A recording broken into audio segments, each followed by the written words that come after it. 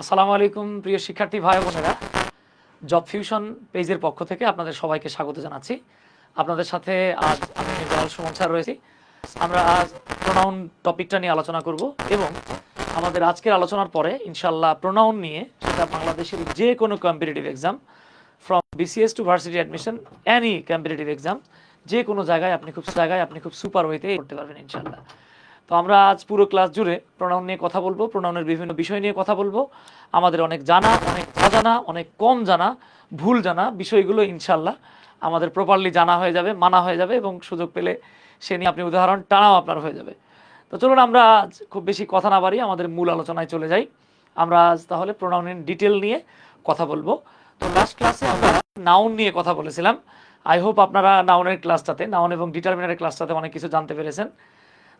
তো আমাদের আজকের ক্লাসে আমরা কিন্তু প্রোনাউনের ডিটেলস আলোচনা করব। সো যারা নাউনের ক্লাসটা দেখেন নাই, চাইলে আপনারা ব্যাকে গিয়ে, মানে এই ক্লাসটার পরে আর কি, আপনাদের বুঝতে প্রবলেম হবে না। নাউন যদিও না করে থাকেন, প্রোনাউন বুঝতে কোনো সমস্যা হবে না। আমরা সেখানে চলে যাব। তো শুরুতেই আমাদের রিকোয়েস্ট থাকবে যে আমাদের ক্লাসটা একটু আপনারা আপনাদের টাইমলাইনে শেয়ার করে দিবেন। ওকে, আমাদের ক্লাসটা আপনারা একটু টাইমলাইনে শেয়ার করে দিবেন। আমরা মূল আলোচনা করে যাব এখন। তো আমি একটু শেয়ার করে দিই, দেন আমাদের টোটাল আলোচনাটা হবে আর কি। আর পুরো আলোচনা জুড়ে আমাদের অনেক অনেক কিছু জানা হবে। সো সাথে থাকবেন কেমন?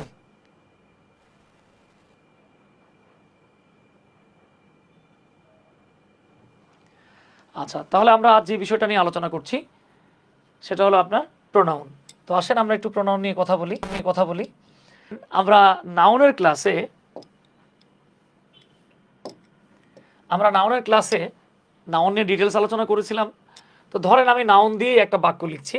ধরেন আমি একটা বাক্য লিখলাম যে রূপা ফাউন্ড হিমু। হুমায়ুন আহমেদের উপন্যাসের দুটো ক্যারেক্টার রূপা এবং হিমুকে নিয়ে আমি একটা বাক্য লিখলাম, রূপা ফাউন্ড হিমু। রূপা হিমুকে ফোন করেছিল। আচ্ছা, তাহলে এই বাক্যে আমরা দেখতে পাচ্ছি রূপা হলো আমাদের সাবজেক্ট না বলে আমরা বলতে পারি নাউন, ফাউন্ড হচ্ছে আমাদের এখানে ভার্ব, আর হিমু হলে আমাদের এই জায়গাটাতে একটা অবজেক্ট না বলে আমরা এটাকে নাউনও বলতে পারি। সো আমরা এখানে যে বিষয়টা দেখতে পাচ্ছি, সাবজেক্ট পজিশনে নাউন বসছে, অবজেক্ট পজিশনে নাউন বসছে।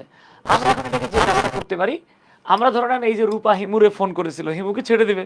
হ্যাঁ, হিমু তো মাঝে মাঝে ফোন দিবে, অন্তত ফোন না দেখ, মাঝে মাঝে মিস কল তো দিবে। তো আমরা এবার তাদেরকে জাস্ট পজিশনটা লিখি। আমরা যদি এবার এইভাবে লিখি যে হিমু ফাউন্ড রূপা, অর্থাৎ রূপা হিমুরে ফোন করেছিল, হিমুও ফোন করবে তাকে। তার মানে আমরা এই জায়গাটাতে দেখতে পাচ্ছি হিমু হলো আমাদের এখানে সাবজেক্ট না বলে আমরা বলতে পারি নাউন, ফাউন্ড হচ্ছে এখানে ভার্ব, রূপা এটা হলো অবজেক্ট না বলে আমরা এটাকে বলতে পারি নাউন। এখানে একটা ইন্টারেস্টিং ফ্যাক্ট আছে, সেটা যদি আপনি একটু খেয়াল করেন, দেখেন আমরা যখন সাবজেক্ট হিসেবে নাউন লিখেছিলাম, রূপা ছিল, এটাকে আমরা যখন অবজেক্ট পজিশনে নিয়ে ফেলেছি, তখন কিন্তু দেখেন আমাদের সাবজেক্ট রূপা অবজেক্টে গিয়ে রূপা থেকে সোনা বানাই দিই নেই। একইভাবে দেখেন অবজেক্ট পজিশনে হিমু ছিল, এটারে আমি যখন সাবজেক্ট পজিশনে এনেছি, এই হিমু থেকে রিমু, কিমু, শিমু, টিমু কিছু কিন্তু বানাই নাই আমরা। ওকে, তার মানে তার রূপের কোনো পরিবর্তন হচ্ছে না। বাট আপনি যদি এখানে একটা বিষয় একটু খেয়াল করেন, আমি যদি এখানে একটা কাজ করি যে আমি নাউন দিয়ে না লিখে আমি চিন্তা করলাম যে দাদা আমি নাউন দিয়ে লিখবো না, তা আমি কি দিয়ে লিখবো? আমি প্রোনাউন দিয়ে লিখবো। তো রূপা একটা মেয়ে মানুষ, এর পরিবর্তে আমাকে কি লিখতে হবে? শি ফাউন্ড হিমুর পরিবর্তে আমাকে লিখতে হবে হিম। তো জাস্ট একটু খেয়াল করলে দেখবেন আমরা এখানে সাবজেক্ট হিসেবে শি লিখেছি, শি না বলে আমরা এটাকে বলতে পারি প্রোনাউন, সংক্ষেপে পিএন লিখলাম। ভার্ব হচ্ছে ফাউন্ড। হ্যাঁ, আমি একদম বেসিক থেকে আলোচনা করছি যাতে আপনার জন্য বুঝতে সুবিধা হয়। নাসরিন আক্তার কমল বলছেন সাউন্ড মাঝে মাঝে প্রবলেম করছে। আসসালামু আলাইকুম। ওয়ালাইকুম আসসালাম বাবা। আর দেখেন আমরা এখানে অবজেক্ট লিখেছি, অবজেক্ট না বলে আমরা এটাকে প্রোনাউন বলতে পারি। আমরা যেই কাজটা এইখানে করব, আমরা চাইলে কিন্তু ওই যে রূপা সাবজেক্ট থেকে অবজেক্ট হয়েছিল, হিমু অবজেক্ট থেকে সাবজেক্ট হয়েছিল, আমরা এটাকেও চাইলে সাবজেক্ট অবজেক্ট চেঞ্জ করতে পারি। তবে এইখানে একটা গিট্টু লাগবে। আপনি যদি ওই যে দেখেন রূপারের পেছনে নিয়ে রূপাই লিখছেন, হিমুরের সামনে এনে হিমুই লিখছেন, কিন্তু আপনি এইখানে কোনোভাবেই বলতে পারবেন না যে হিম ফাউন্ড শি। এটা কি বলা যাবে? যাবে না। কেন যাবে না? কারণ নাউন সাবজেক্ট পজিশনে থাকুক আর অবজেক্ট পজিশনে থাকুক, তার রূপের কোনো পরিবর্তন হয় নাই। কিন্তু আপনি যখন প্রোনাউনকে সাবজেক্ট থেকে অবজেক্ট বা অবজেক্ট থেকে সাবজেক্ট পজিশনে আনবেন, তখন আপনি আর এইভাবে লিখতে পারবেন না, তখন আপনার এটা কেটে দিতে হবে। হ্যাঁ, এইভাবে আমরা লিখতে পারবো না। ওকে ওকে, দেখেন এটা কিন্তু আমাদের তখন কাটা যাচ্ছে, কেটে দিতে হচ্ছে।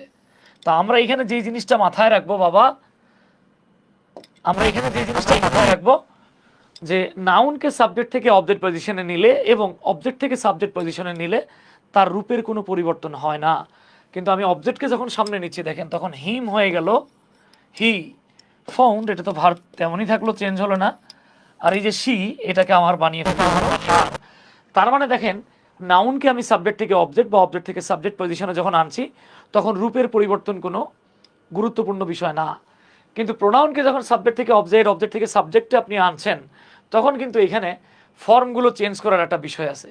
তাই আমাদেরকে যে বিষয়টা মাথায় রাখতে হবে যে আমরা যখন প্রোনাউন কোনো সেন্টেন্সে ব্যবহার করব, তখন তার কোন ফর্মটা লিখতে হবে এবং আমি সেই ফর্মটা লিখেছি কিনা, এইটা খুব ভালোভাবে খেয়াল রাখতে হবে। আদারওয়াইজ আপনি বিপদে পড়ে যাবেন। মরিয়ম মা আসসালামু আলাইকুম বলছেন। ওয়ালাইকুম আসসালাম।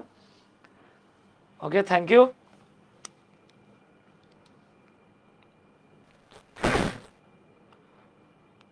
তো যেটা বলছিলাম আর কি,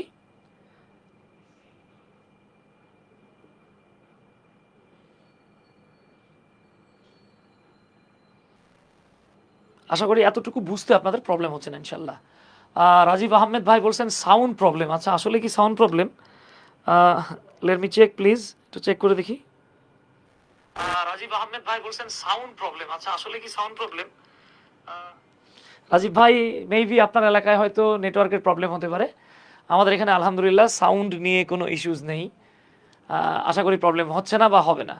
ওকে, তাহলে এই হলো গিয়ে ঘটনা। তাহলে আপনি যে জিনিসটা বুঝলেন যে নাউন থেকে দেখেন এদিক ওদিক করলে কোনো সমস্যা হয় না, কিন্তু আপনি যখন প্রোনাউনের এদিক ওদিক করবেন তখন কিন্তু দাদা ঝামেলা হয়ে যেতে। মরিয়ম মাও বলছেন সাউন্ড প্রবলেম। ও মাই গড, কি বলেন? নাসরিন আক্তার কমল বলছিলেন সাউন্ড মাঝে মাঝে প্রবলেম হচ্ছে কেন? আচ্ছা, আমি আরেকবার একটু চেক করে দেখি।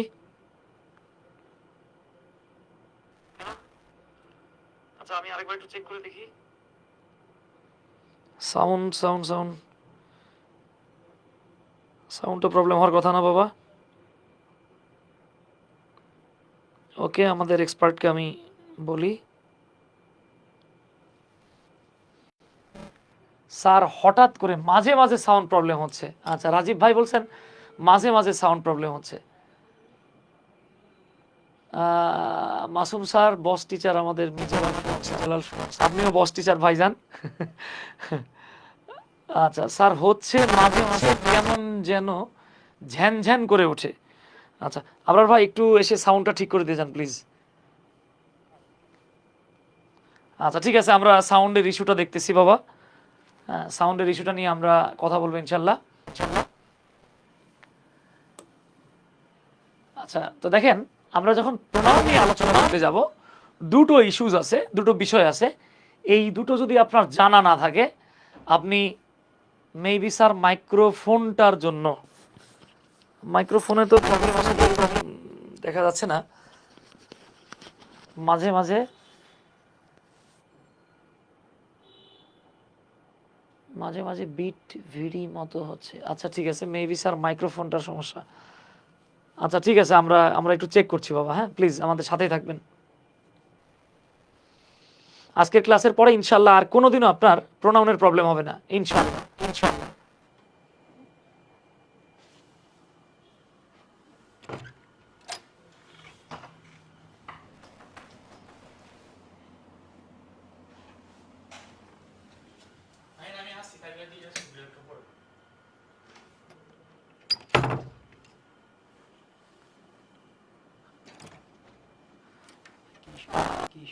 সাউন্ড স্টুডেন্টরা সবাই কমেন্ট করতেছে সাউন্ড নাকি ঝ্যানঝ্যান করতেছে, ঘ্যার ঘ্যার করতেছে। একটু চেক করে দেখবেন নাকি। জব ফিউশন, আমরা কিন্তু লাইভে আছি। আমি চেক করলাম আমার ফোনের প্রবলেম হচ্ছে, আসলে ইন্টারনেটের প্রবলেম কিনা।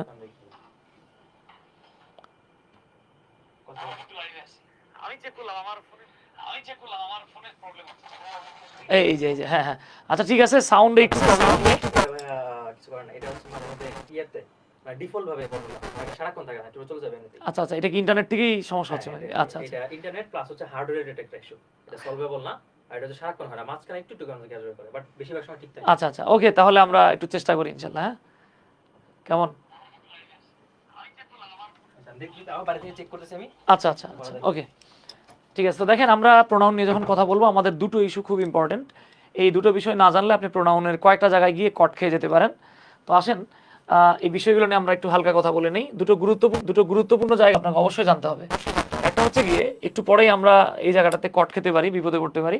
তো এই ঘটনা যাতে না ঘটে আমরা আগে থেকে একটু দেখে নেই। দেখেন, আপনি যখন প্রোনাউন শিখতে যাবেন তখন আপনাকে টু বি ভার্ব, কেউ কেউ এই টু বি ভার্বের টুটাকে বাদ দিয়ে শুধু বি ভার্ব বলে। তো আপনি শুধু বি ভার্ব বলেন আর এটাকে টু বি ভার্ব বলেন, জিনিস কিন্তু একটাই। ওকে, খেয়াল করেন, টু বি ভার্ব হিসেবে আমরা বাঙালিরা এই পাঁচটা নিয়ে কোনো দ্বিধায় পড়ি না। আমাদের এই পর্যন্ত ঠিকঠাক থাকে, অ্যামিজার ওয়াজার এই পর্যন্ত সব কিছু ঠিকঠাক আছে, অ্যামিজার ওয়াজার এই পাঁচটা। এরপরে দেখেন, আমাদের অনেক ভাই বোনেরা যে জায়গাটাতে একটু বিপদে পড়ে যায়, তারা বলে যে ভাই, বি ভার্বের মধ্যে বি, বিন এবং বিং রয়েছে। এইখানে মাথায় রাখবেন, বি ভার্বের মধ্যে কিন্তু বি, বিন এবং বিং নাই। শুধু বি কখনো বি ভার্ব না, শুধু বিং কখনো বি ভার্ব না, শুধু বিং এটাও কখনো বি ভার্ব না। এটা নিয়ে সামনে আমরা বিস্তারিত আলোচনা করবো রাইট ফর্ম অফ ভার্বের ক্লাসটাতে ইনশাল্লাহ। এরপর আমি আপনাকে হালকা করে বলে রাখি, শুধু বি কে আপনি বি ভার্ব বলতে পারবেন। এই শুধু বি কে বি ভার্ব না বলে আপনাকে এখানে বলতে হবে, এটা হতে পারে শ্যাল বি, এটা হতে পারে উইল বি, এটা হতে পারে মেই বি, এটা হতে পারে মাস্ট বি। তাহলে দেখেন, শুধু বি কে বি ভার্ব বলা যাবে না। কেমন? একইভাবে শুধু বিন কখনোই বি ভার্ব না। এটা হতে পারে আপনার হ্যাভ বিন, এটা হতে পারে আপনার হ্যাজ বিন, এটা হতে পারে আপনার হ্যাড বিন, এটা হতে পারে shall have been, should have been, will have been, would have been, could have been. Rasel Wahid ভাই, থ্যাংক ইউ ভাই।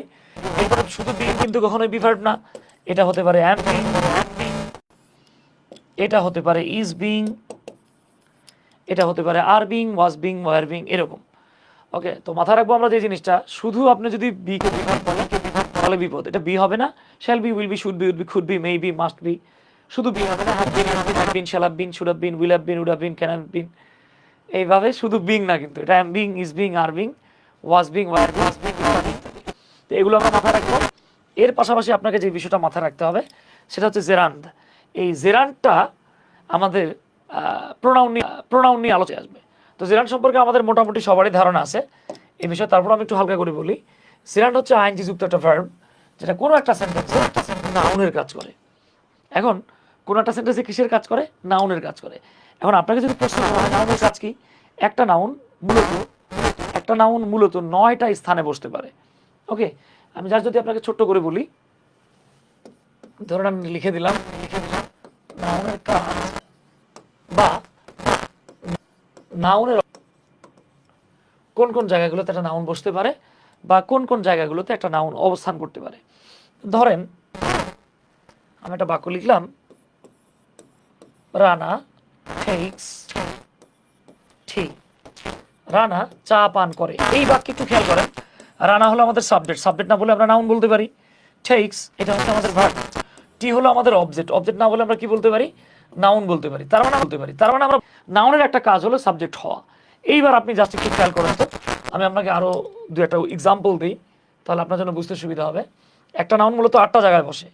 ওকে, এগুলো আমি এখন ডিটেলস বলতে যাচ্ছি না। ধরেন আমি লিখলাম exercise is good for health. ব্যায়াম করাটা বা ব্যায়াম স্বাস্থ্যের জন্য উপকারী। ওকে, তো আপনি জাস্ট একটু খেয়াল করেন তো, ইজ শব্দটা এখানে কি হিসেবে আছে ভাই? ইজ শব্দটা এখানে ভার্ব হিসেবে আছে, তাই এক্সারসাইজ শব্দটা কি এখানে? সাবজেক্ট হিসেবে আছে। আমরা জানি সাবজেক্ট হওয়ার যোগ্যতা আল্লাহ তাআলা দুটো পার্টস অফ স্পিচকে দিয়েছেন, একটা হলো নাউন আর একটা প্রোনাউন। যেহেতু এটা প্রোনাউন না, তার মানে ডেফিনেটলি এটা একটা নাউন। তার মানে আমরা কি বুঝতেছি? সাবজেক্ট হওয়ার কাজ কে করতে পারে? নাউন করতে পারে। এইবার আমি এক্সারসাইজটাকে মুছে ফেললাম। আমি এই জায়গাটাতে লিখলাম একটা ভার্ব লিখতেছি, লিখলাম সুইম। আমরা জানি সুইম মানে সাঁতার কাটা, এটা একটা ভার্ব, এটা দিয়ে কাজ করা বোঝায়। এখন আমি যদি এইভাবে দেখেন, এর সাথে একটা আইএনজি যোগ করি যে swimming is good for health. আগের বাক্যটা ছিল exercise is good for health, exercise is good for health. এখন আমি লিখলাম swimming is good for health. তাহলে দেখেন সুইমিং শব্দটা কোথায় আছে? ভার্বের সামনে আছে। ভার্বের সামনে কি বসে? সাবজেক্ট বসে। সাবজেক্ট হওয়ার যোগ্যতা কার কার আছে? নাউনের আর প্রোনাউনের। যেহেতু এটা প্রোনাউন না, তো দেখেন তো আইএনজি যুক্ত ভার্ব নাউনের কাজ করেছে কিনা, করে ফেলছে। আমরা কি জানি, আইএনজি যুক্ত ভার্ব যদি নাউনের কাজ করে তবে তাকে জেরান্ড বলে। তাইলে আমি আশা করছি ইনশাল্লাহ আপনি বুঝে ফেলেছেন যে আইএনজি যুক্ত ভার্ব যদি কোনো সেন্টেন্সের সাবজেক্টের কাজ করে অর্থাৎ নাউনের কাজ করে তখন তাকে জেরান্ড বলা হয়। এই হলো গিয়ে জেরান্ড, যেটা আমি একটু আগে আপনাকে বলেছি। তার মানে ইনশাল্লাহ হ্যাঁ, আপনার অন্তত এটা বুঝতে প্রবলেম হওয়ার কথা না যে জিরান্ড হচ্ছে ভার্ব যেটা কোনো সেন্টেন্সে নাউনের কাজ করে। একটা নাউন 9টা কাজ করতে পারে। টোটাল কয়টা কাজ করতে পারে? 9টা কাজ করতে পারে। এখন এই 9টা কাজ আমরা নাউনের ক্লাসেই দেখতে পারতাম। আমরা ধাপে ধাপে যেহেতু পুরো সিলেবাসটাকেই শেষ করব, আপনারা নাউন ফ্রেজের ক্লাসটাতে, মানে যে ক্লাসে আমরা ফ্রেজ নিয়ে কথা বলবো সেই ক্লাসে রিয়াল মজাটা পাইবেন। মানে নাউন শুধু না, প্রত্যেকটা parts of speech related plus phrase related. আমাদের আজকের ক্লাসে যতটুকু বলার প্রয়োজন আমি এতটুকু বলছি আর কি। কেমন? আচ্ছা, তাহলে ইনশাল্লাহ এই পর্যন্ত কারো কোনো সমস্যা হওয়ার সুযোগ দেখছি না। আসেন আমরা সামনের দিকে যাই। আসাদুল্লাহ গালিব ভাই, আসসালামু আলাইকুম স্যার, সাউন্ডের একটু সমস্যা হচ্ছে। আচ্ছা, আশা করি এখন আর সাউন্ডের সমস্যা হবে না ইনশাল্লাহ। এখনো কি প্রবলেম আছে?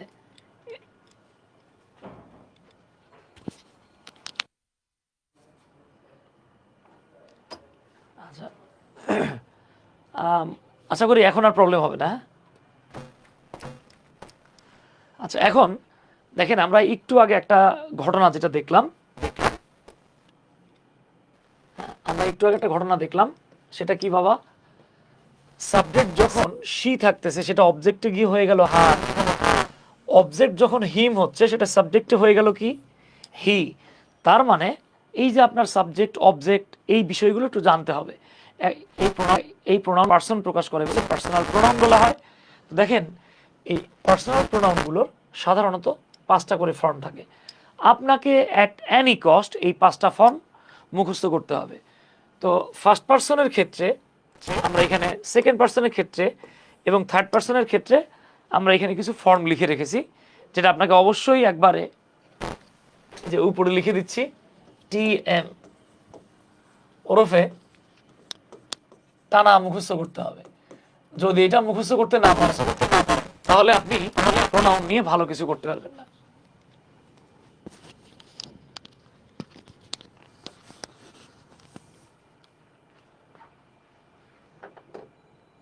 এখন কি ঠিক আছে? আচ্ছা, এইবার যারা সাউন্ডের প্রবলেম বলেছিলেন দেখেন তো এখন সাউন্ডে আপনার কাছে প্রবলেম মনে হয় কিনা?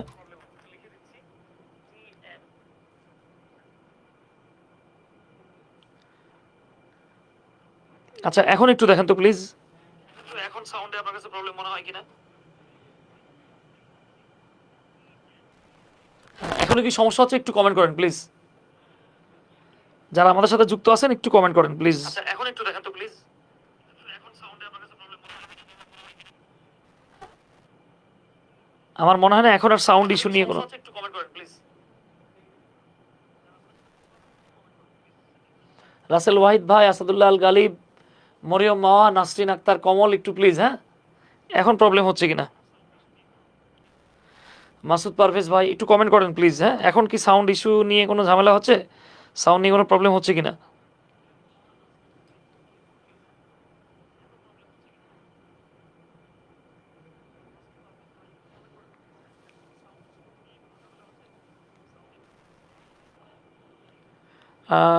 মাসুদ ভাই লিখছেন স্টিল ইট হ্যাজ প্রবলেম। আচ্ছা আচ্ছা,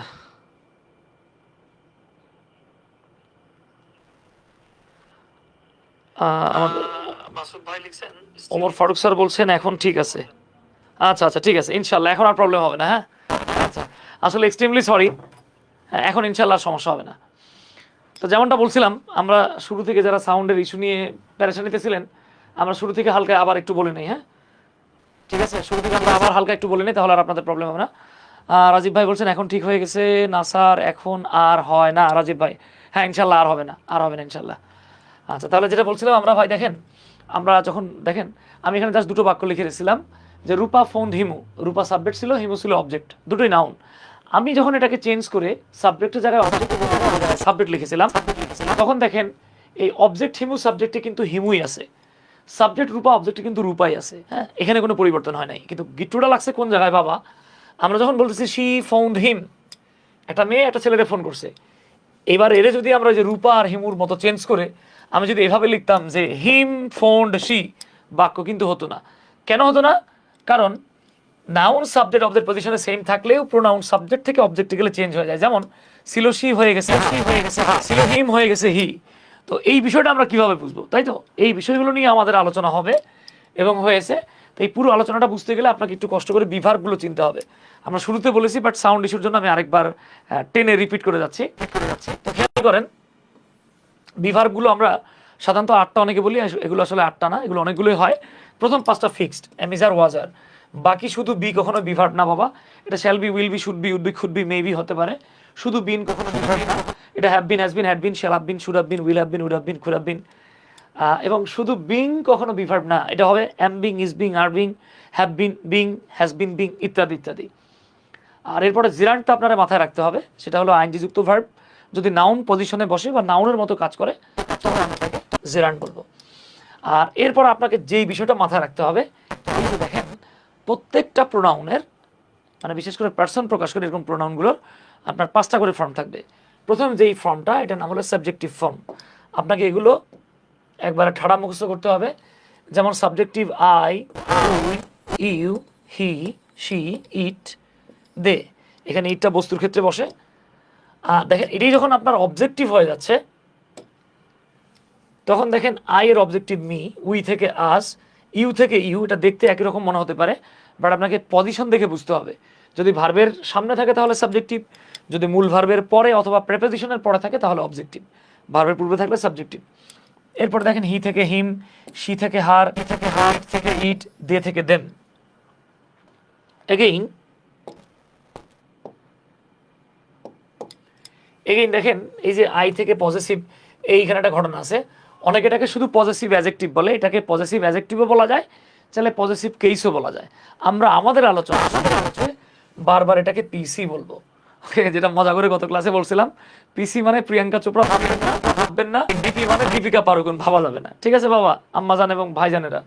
তাহলে খেয়াল করেন পজেসিভ কেসে আমরা কি পাচ্ছি? আই থেকে মাই, উই থেকে আওয়ার, ইউ থেকে ইয়োর, হি থেকে হিজ, শি থেকে হার, ইট থাকলে ইটস, অ্যাপোস্ট্রফি হবে না, দে থাকলে দেয়ার। হ্যাঁ, এইভাবেই দেখেন রিফ্লেক্সিভে myself, ourselves. The difference is that if the pronoun is singular then we will write or we will self. যদি সিঙ্গুলার নাউন, সিঙ্গুলার কোনো প্রোনাউন হয় সেক্ষেত্রে আপনি মাই সেলফ মানে সেলফ যুক্ত হবে। আর যদি প্লুরাল হয়ে যায় সেক্ষেত্রে হবে সেলফস। যেমন ইউ দিয়ে যদি তুমি বোঝায় সেক্ষেত্রে হবে ইয়োর সেলফ, তোমাদের যদি বোঝায় বা তোমরা যদি বোঝায় সেক্ষেত্রে হবে ইয়োর সেলফস। হ্যাঁ, এভাবে হিমসেলফ, হার্টসেলফ, ইটসেলফ, দেমসেলফ ইত্যাদি। লাস্ট যেটা দেখতে পাচ্ছি আমরা ডাবল পজেসিভে, দেখেন নর্মাল পজেসিভ যেটাকে পজেসিভ অ্যাডজেক্টিভ বলা হয়, আর এটাকে ডাবল পজেসিভ বা পজেসিভ প্রোনাউন বলা হয়। তা আমাদের অনেক ভাই বোনেরা এখনো কিছু সময় সাউন্ডের সমস্যা হচ্ছে স্যার। গালিব ভাই,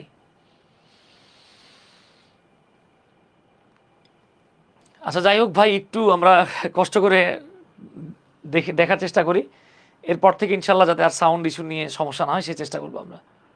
ওকে, যদিও আমাদের 7:30 আসার কথা ছিল, আমরা এই ইস্যুগুলোর কারণে একটু দেরি হয়ে গেছে 10 মিনিট। আশা করি খুব বেশি সমস্যা হবে না বুঝতে। আচ্ছা, এরপরে দেখেন এই যে যেটা বলছিলাম আর কি, আমাদের অনেকের যে 3 নাম্বার যে ফর্মটা এটা অ্যাডজেক্টিভ, আর 5 নাম্বার যে ফর্মটা এখানে মাথায় রাখেন, এখানে 3 নাম্বার ফর্মটা শুধুই অ্যাডজেক্টিভ। এর বাইরে সাবজেক্টিভ, অবজেক্টিভ, রিফ্লেক্সিভ এবং পজেসিভ এই 4টাই প্রোনাউন। অনেকে শুধু ডাবল পজেসিভটাকে পজেসিভ প্রোনাউন বলে। ভাই পজেসিভ শুধু প্রোনাউন, রিফ্লেক্সিভও প্রোনাউন, অবজেক্টিভও প্রোনাউন, সাবজেক্টিভও প্রোনাউন। প্রোনাউন বললে আপনি 4টারই বলবেন, শুধু এখানে অ্যাডজেক্টিভ ফর্ম হিসাবে পজেসিভ কেসটা আছে। তো দেখেন এই যে দেখেন আওয়ার থেকে আওয়ার্স, ইয়োর থেকে ইয়োর্স, হিজ থেকে হিজ, এই দুটো দেখতে একই রকম মনে হবে, বাট পজিশন অনুযায়ী ডিফারেন্ট। হার থেকে হার্স, ইটস ইটস, দেয়ার থেকে দেয়ার্স। ধন্যবাদ রাজীব ভাই, ধন্যবাদ, জাজাকাল্লাহ। তাহলে এই হলো গিয়ে ঘটনা। অ্যাট এনি কস্ট এটা আপনাকে আমাকে মুখস্থ করতে হবে। যদি মুখস্থ থাকতে পারে ইনশাল্লাহ আমরা পুরো খেলা দেখাই দেবো। তাহলে এই হলো গিয়ে ঘটনা। তাহলে আসেন আমরা প্রথমে এক নজরে সাবজেক্টিভ ফর্মগুলো দেখে নিই। এখন আমরা দেখব এই সাবজেক্টিভ ফর্মগুলো কোন জায়গায় ব্যবহার করা হয়, এরপরে অবজেক্টিভ কোথায় ব্যবহার করা হয়, তারপরে পজেসিভ, এরপরে রিফ্লেক্সিভ, এবং অ্যাট লাস্ট কোথায় ডাবল পজেসিভ লেখা হয়। এগুলো দেখার পর সবচাইতে আকর্ষণীয় যে আলোচনাটা থাকবে সেটা হচ্ছে গিয়ে আপনার রিফ্লেক্সিভ নিয়ে, রিলেটিভ প্রোনাউন নিয়ে, যে জায়গা থেকে নিয়মিতভাবে প্রশ্ন আসে। মাথায় রাখবেন এই সাবজেক্টিভ, অবজেক্টিভ, পজেসিভ এগুলো যদি না চেনে তাহলে আপনার পক্ষে রিলেটিভ প্রোনাউন পারা সম্ভব না। আর যারা রিলেটিভ প্রোনাউন পারে না তারা জীবনেও বড় বড় বাক্য লিখতে পারবে না। তাহলে আসেন আমরা একটা ফার্স্ট টাইম সাবজেক্ট হয় বসে সেটা দেখে নেব। তার আগে আপনাদেরকে আরেকবার মনে করায় দেই বিভার্বগুলো কোনগুলো, am, is, are, was, were, এছাড়াও shall be, will be, should be, would be, have been, has been, had been, should have been, would have been, being যুক্তগুলো। তাহলে আসেন আমরা এখন প্রথমেই সাবজেক্টিভ প্রোনাউনের ব্যাপার। তাহলে এখন আমাদের কাজটা হচ্ছে কি আমরা সাবজেক্টিভ প্রোনাউনের ব্যাপার দেখব। ওকে, তো দেখেন সাবজেক্টিভ প্রোনাউনের যে ব্যবহারটা, এটার এক নাম্বার যে জায়গাটা সেটা হচ্ছে কি সকল ভার্ব, যে কোনো ভার্ব, সেটা বিভার্ব হোক আর যে কোনো ভার্ব হোক, ভার্বের পূর্বে আমরা প্রোনাউনের সাবজেক্টিভ ফর্ম লিখব। এই যে দেখেন আমি একটা প্রশ্ন লিখে রেখেছি, মজার ব্যাপার হচ্ছে এটা জব এক্সামে কয়েকবার আসছে, এটা ব্যাংকের পরীক্ষায় আসছে, এবং এটা ভার্সিটি অ্যাডমিশনেও আসছে। সম্ভবত আমি ভুল না করলে এটা 2013 সালে জগন্নাথ বিশ্ববিদ্যালয়ের ভর্তি পরীক্ষা আসছিল, এবং এটা কিন্তু আপনার একটা ব্যাংকে, IFIC ব্যাংকেও আসছিল। তো দেখেন এখানে আমরা the captain dash had a score of 20। এবার আমাদেরকে 4টা অপশন দিয়ে দিয়েছে। আসিয়া খাতুন, মাশাল্লাহ, প্রশ্ন শোনার আগেই উনি উত্তর দিয়ে দিয়েছেন, ধন্যবাদ আসিয়া খাতুনকে। তো দেখেন আমরা এখানে যে বিষয়টা দেখতে পাচ্ছি, হ্যাড হলো একটা ভার্ব। তাহলে বাবা জানা আছে যে যত ভার্ব আছে এই ভার্বের পূর্বে কি বসে, প্রোনাউনের সাবজেক্টিভ বসে। তাহলে আমার কাজ হচ্ছে সাবজেক্টিভ কোনটা না এটারে দেখে আগে তাড়াই দেব। তো দেখেন তো হিমসেলফ সাবজেক্টিভ না, সো এটা কেটে মি সাবজেক্টিভ না, অবজেক্টিভ দিলাম। হিম এইটা অবজেক্টিভ কেটে দিলাম। তাহলে আমার পারফেক্ট অপশনটা আসছে the captain Joy and I, তিনজনের নাম বলা আছে, ক্যাপ্টেন, জয় অ্যান্ড আই, এবং আমি আমার হ্যাড ছিল, কি ছিল, স্কোর অফ 20, আমাদের 20 রানের করে স্কোর ছিল। নুসরাত জাহান, আসসালামু আলাইকুম স্যার, সাউন্ড নাই, বলেন কি আম্মাজান, সাউন্ড নাই মানে কি? নুসরাত জাহান বলছে সাউন্ড নাই। মাগো বাবা গো, এগুলো কি বলেন? সাউন্ড নাই মানে কি? মাগো বাবা গো, এগুলো কি বলেন? এই সাউন্ড আছে তো, সাউন্ড তো আছে বাবা। আচ্ছা, মরিয়ম মাওয়া লিখছেন এ, রাসেল ওয়াহিদ ভাই লিখছেন এ ইজ কারেক্ট। হ্যাঁ, ডেফিনেটলি, আনডাউটেডলি। তাহলে এটা আমরা বুঝে ফেলেছি। এইবার আসেন 2 নাম্বার একটা জায়গা আছে, সেই জায়গাটা হচ্ছে গিয়ে টু বি ভার্ব। এখন যদি জিজ্ঞেস করেন যে ওস্তাদ বি ভার্ব কি, এটা কি খায় নাকি প্যারাশুট তেল দিয়ে মাথায় লাগায়, তাহলে বাবা শোনা আমি খুব আমাদের ইতোমধ্যে কিন্তু আমাদের জানা হয়ে গেছে যে বি ভার্বগুলো কি কি। শিহাব ভাই, ধন্যবাদ ভাই, ওয়ালাইকুম আসসালাম। শিহাব ভাই বলতেছেন এক্সট্রা সাউন্ড আসছে। নুসরাত জাহান এখন ক্লিয়ার, ধন্যবাদ। তাহলে দেখেন মজার ব্যাপার হচ্ছে এই যে প্রশ্নটা, এই প্রশ্নটাও আপনার জব এক্সামে আসছে এবং অ্যাডমিশনে আসা একটা প্রশ্ন। দেখি এই প্রশ্নের উত্তরটা আমাদের সাথে কারা কারা দিতে পারেন। খুব সহজ জিনিস আমরা বলেই দিয়েছি, বি ভার্বের পরে সাবজেক্টিভ বসে।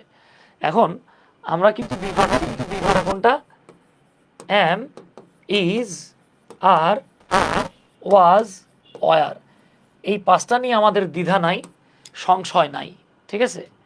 গিট্টুটা লাগে কোন জায়গায় বাবা, আমরা বলছি এই 5টার বাহিরে shall be, will be, should be, would be, অথবা have been, has been, had been, shall have been, should have been, অথবা বিং যুক্ত ভার্বগুলো হচ্ছে বি ভার্ব। তাহলে আসুন তো আমরা দেখি শুড বি, এটা ডেফিনেটলি একটা বি ভার্ব। তাহলে বি ভার্বের পরে কি বসবে, সাবজেক্টিভ ফর্ম বসবে। তারা দিয়েছে কি অবজেক্টিভ, তাহলে এটা ঘেচান কাটা। এবার দেখেন শুড হ্যাভ, ভাইরে শুড হ্যাভ তো বি ভার্ব না, যদি শুড হ্যাভ বিন হয়, যদি শুড হ্যাভ বিন বিং হতো সেক্ষেত্রে আমরা এটাকে বলতাম এটা বিভার্ব, এটা বিভার্ব নয়, সো এইটাও কাটা। এবার দেখেন শুড হ্যাভ বিন, এই যে বিন আছে, সো এটা বিভার্ব, বিভার্বের পরে হওয়া উচিত ছিল সাবজেক্টিভ। এই ভদ্রলোকেরা বা আমরা এখানে দিয়ে রেখেছি রিফ্লেক্সিভ, সো সিও কাটা। তাহলে কারেক্ট কোনো অপশন এখানে নাই, সো আমরা এখানে কি লিখবো, নান অফ দ্য অ্যাবাভ। ধন্যবাদ শিহাব ভাই, আমিও আপনাদেরকে অনেক মিস করি। আচ্ছা, আমাদের আসিয়া খাতুন আম্মাজান লিখেছিলেন বি, মরিয়ম মাওয়া ডি লিখেছেন, thank you Mariam, correct option বা কারেক্ট আনসার বলে দিয়েছে। এই তো দেখেন, এগুলো কিন্তু আহামরি খুব বেশি কঠিন না, যদি আপনার জাস্ট রুলটা একটু মাথায় থাকে। রুল মাথায় থাকলে এগুলোকে নিয়ে আপনি পুরো ছেলে খেলা খেলতে পারবেন। কেমন? আচ্ছা আসেন তাহলে আমরা পরে করছি। এইবার আমরা অবজেক্টিভ প্রোনাউনের ব্যবহারগুলোকে দেখব। এখন আমাদের অবজেক্টিভ প্রোনাউন কিন্তু জানা আছে। তো অবজেক্টিভ প্রোনাউনের ক্ষেত্রে এক নাম্বার যে সেটা হচ্ছে বি ভার্ব সারা। বি ভার্ব সারা কেন বলেছি? কারণ বি ভার্বের পরে বি ভার্ব সারা সকল ভার্বের পরে প্রোনাউনের অবজেক্টিভ ফর্ম বসে। যেমন আমি যদি বলি ইট ইজ, আপনারা এখন বলার চেষ্টা করেন তো আপনি কি বলবেন, ইট ইজ আই নাকি ইট ইজ মি? হ্যাঁ, আমরা স্পোকেন ইংলিশে অনেক এটা বলি, কিন্তু ইটস মি। হ্যাঁ, spoken English it's okay, no problem with that. But সমস্যাটা হচ্ছে কি, আপনি যখন ফর্মালি আসবেন, এটা কিন্তু বি ভার্বের পরে আমাদেরকে যেটা মাথায় সাবজেক্টিভ লিখতে হবে, তাহলে এটা আই হবে, মি হবে না। এই জন্যই বলা হচ্ছে বি ভার্ব ছাড়া যত ভার্ব আছে এই জায়গাগুলোতে আমাদেরকে অবশ্যই অবজেক্টিভ লিখতে হবে। তাহলে দেখেন, শি ইনভাইটেড শব্দটা ভার্ব এবং এটা আমার এরপর অবজেক্টিভ দরকার। আই সাবজেক্টিভ, তাই কেটে দিলাম। মাই সেলফ রিফ্লেক্সিভ, তাই কেটে দিলাম। মাইন্ড ডাবল পজিটিভ, তাই কেটে দিলাম। সো আমাদের কারেক্ট অপশন হচ্ছে গিয়ে কি, বি। ওকে, এগুলো পারা যাবে, এটা নিয়ে ইনশাল্লাহ আহামরি আমাদের সমস্যা হবে না। এবার চলে আসি, দেখেন গুরুত্বপূর্ণ একটা টপিক, সেটা হচ্ছে প্রেপোজিশনের পরে যদি কোনো প্রোনাউন থাকে সেই প্রোনাউনের অবজেক্টিভ ফর্ম আপনি লিখবেন। এখন ঝামেলা হবে যেই ভাই বোনেরা প্রেপোজিশন চেনেন না। আপনাদের সাথে একটু ইন্টারেস্টিং ফ্যাক্ট আলোচনা করি, দেখেন আপনাদের এটা জানা আছে কিনা। এখন আমরা কিছু অকওয়ার্ড অর স্ট্রেঞ্জ ক্যাটাগরির প্রেপোজিশন দেখব। তো আমি এখানে লিখে রেখে দিচ্ছি সাম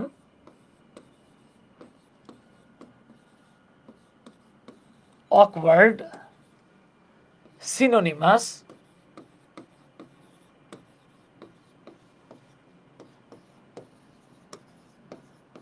prepositions। আমরা এখন কিছু অদ্ভুত সমার্থক প্রেপোজিশন দেখব।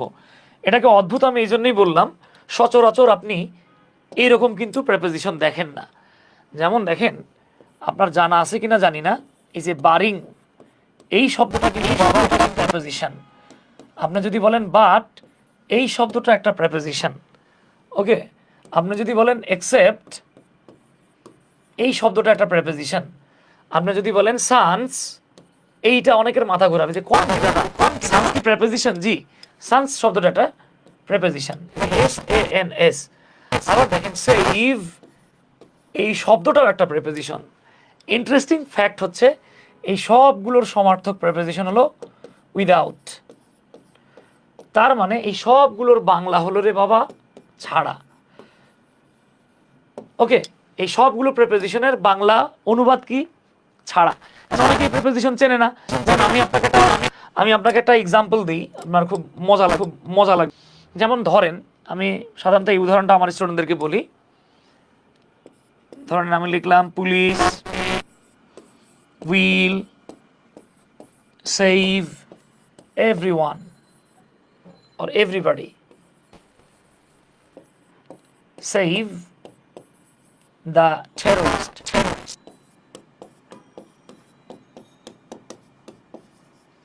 তার মানে ধরে নেন একটা জায়গায় টেরোরিস্টরা সাধারণ মানুষকে জিম্মি করে রেখেছে, পুলিশ যাচ্ছে তাদেরকে রক্ষা করার জন্য। তখন আমরা আশা করছি এবং আমরা বলছি police will save everybody, police সবারই সেভ করবে উইদাউট আ টেরোরিস্ট। তাহলে বাবা এই যে দেখেন তো সেকেন্ড যে সেভটা দেখতে পাচ্ছেন, হ্যাঁ সেকেন্ড যেই সেভটা দেখতে পাচ্ছেন, এটা কি ভার্ব? এইটা ভার্ব না। এরকমই যদি প্রশ্ন আসে জব এক্সামে, অনেকের মাথা নষ্ট হয়ে যাবে, মাথা ঘুরাবে যে ভাই এটা কোনো কথা কেমনে হইলো, ভাই এইভাবেই হয়। ঠিক আছে, তাহলে দেখেন এই যে আমরা জানি মডেলের পরে সেটা একটা ভার্ব। আর এখানে কিন্তু দেখেন এই সেভটা একটা প্রেপোজিশন। এই সেভ মানে হলো উইদাউট। আপনি এখানে উইদাউট লিখে দেন, দেখেন মিনিং হয়ে যাচ্ছে। তার মানে police will save everybody without a terrorist. বোঝা যাচ্ছে আশা করি। ওকে, এখন অনেকে বলতে পারেন যে ভাইয়া এইরকম প্রেপোজিশন কি জীবনে চাকরির পরীক্ষায় আসবে, অ্যাডমিশনে আসবে? আসতে পারে। জি আসে, মানে পুরো আসে। যেমন যেমন দেখেন আপনার 40 বিসিএসে পাস্ট শব্দটা প্রেপোজিশন হিসেবে আসছে। এখন আপনিই চিন্তা করেন 40তম বিসিএসে পাস্ট শব্দটা যদি প্রেপোজিশন হিসেবে আসতে পারে, তা আপনাদের 47, 48, 49, 50 এই বিসিএস গুলোতে কিংবা আরেকটা ভার্সিটি অ্যাডমিশন বা যে কোনো জব রিলেটেড এক্সাম বা কম্পিটিটিভ এক্সামে আসবেন আর গ্যারান্টি কি? আসতেই পারে, স্বাভাবিক। সো আপনাকে এগুলো একটু মাথায় রাখতে হবে। তো আমরা যে জায়গাটাতে ছিলাম আর কি, সেটা হচ্ছে প্রেপোজিশনের পরে যদি কোনো প্রোনাউন পান তাহলে আপনাকে অবশ্যই অবজেক্টিভ লিখতে হবে। এবং আমরা এখানে একটা বাক্য দেখতে পাচ্ছি, we are not permitted to follow anybody. আমরা কাউকেই ফলো করার জন্য পারমিটেড না উইদাউট। এই যে দেখেন উইদাউট একটা প্রেপোজিশন। সো এরপরে আমাদেরকে অবজেক্টিভ নিতে হবে। হি, হিমসেলফ, হিজ, এগুলো একটা অবজেক্টিভ না। তাহলে আমরা কারেক্ট অপশন নেব কি বাবা? হিম। আশা করি বোঝা যাচ্ছে, ইনশাল্লাহ পারবেন। এগুলোর জন্য খুব বেশি কষ্ট হওয়ার সুযোগ নাই। ওকে, আসেন। এটা আমাদের দেখা হয়ে গেছে। তাহলে আমাদের অবজেক্টিভ দেখা শেষ। এখন আমরা দেখব পজিটিভ। ওকে, তাহলে আমরা কি কি দেখলাম দেখেন আরেকবার আপনাদেরকে মনে করাই দেই। দুটো জায়গায় সাবজেক্টিভ বসে। এক, সকল ভার্বের পূর্বে সাবজেক্টিভ ফর্ম বসে। দুই, টু বি ভার্বের পরে প্রোনাউনের সাবজেক্টিভ ফর্ম বসে। এরপর আমরা অবজেক্টিভে দেখলাম বি ভার্ব ছাড়া যত ভার্ব আছে সব ক্ষেত্রে প্রোনাউনের অবজেক্টিভ ফর্ম বসে। এরপর আমরা দেখলাম প্রেপোজিশনের পরে প্রোনাউনের অবজেক্টিভ ফর্ম বসে। তাহলে আমাদের সাবজেক্টিভ এবং অবজেক্টিভ শেষ। ওকে, আমরা এখন পজেসিভ প্রোনাউন বা পজেসিভ কেসগুলো নিয়ে কথা বলবো। সরি, এটা প্রোনাউন না পজেসিভ। আচ্ছা, তাহলে এখানে খুব গুরুত্বপূর্ণ একটা জায়গা, এটা খুব মনোযোগ সহকারে দেখবেন। এই জায়গাটাতে আমাদের অবচেতন মন অনেক সময় আমাদেরকে বলে যে ভুল করে ফেলো। হ্যাঁ, তো দেখেন কোনো নাউন বা জিরান্ড, জিরান্ড কি জিনিস এটা কিন্তু আমি ইতিমধ্যে আপনাদেরকে বলেছি যে জিরান্ড হচ্ছে আইএনজি যুক্ত একটা ভার্ব যেটা কোনো একটা সেন্টেন্সে নাউনের কাজ করে। তো দেখেন নাউন বা জিরান্ড এর পূর্বে প্রোনাউনের পজিটিভ ফর্ম আপনাকে লিখতে হবে। এর পূর্বে প্রোনাউনের পজিটিভ ফর্ম বসে। যেমন দেখেন আমি এখানে লিখেছি রাকিব হেল্পড। এখন অনেকে মনে করতে পারে ভাইয়া হেল্প তো ভার্ব, তাহলে ভার্বের পর অবজেক্টিভ বসবে। জি, অবজেক্টিভ বসতে পারে, কিন্তু এইখানে ব্রাদার তো নাউন। তাহলে আমরা মাথায় রাখবো এবার আর ভার্বের কোনো ভ্যালু নাই, নাউনের পূর্বে পজিটিভ লিখতে হবে। So Rakib help my brother, Rakib আমার ভাইকে সাহায্য করেছিল। হ্যাঁ, যদি এখানে ব্রাদার শব্দটা না থাকতো তখন আমরা মি লিখতাম। আশা করি বোঝা যাচ্ছে ইনশাল্লাহ। ওকে, আশা করি ইনশাল্লাহ বুঝতে পারছেন।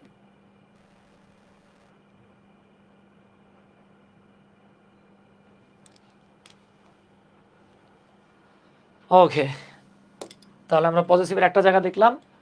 পজিটিভ নিয়ে সবচেয়ে বেশি ক্যাচার লাগে যে জায়গাটায়, যে জায়গাটাতে আমরা সবচেয়ে বেশি বিপদে পড়ে যাই, সেই জায়গাটা হচ্ছে এই যে এই জায়গাটা।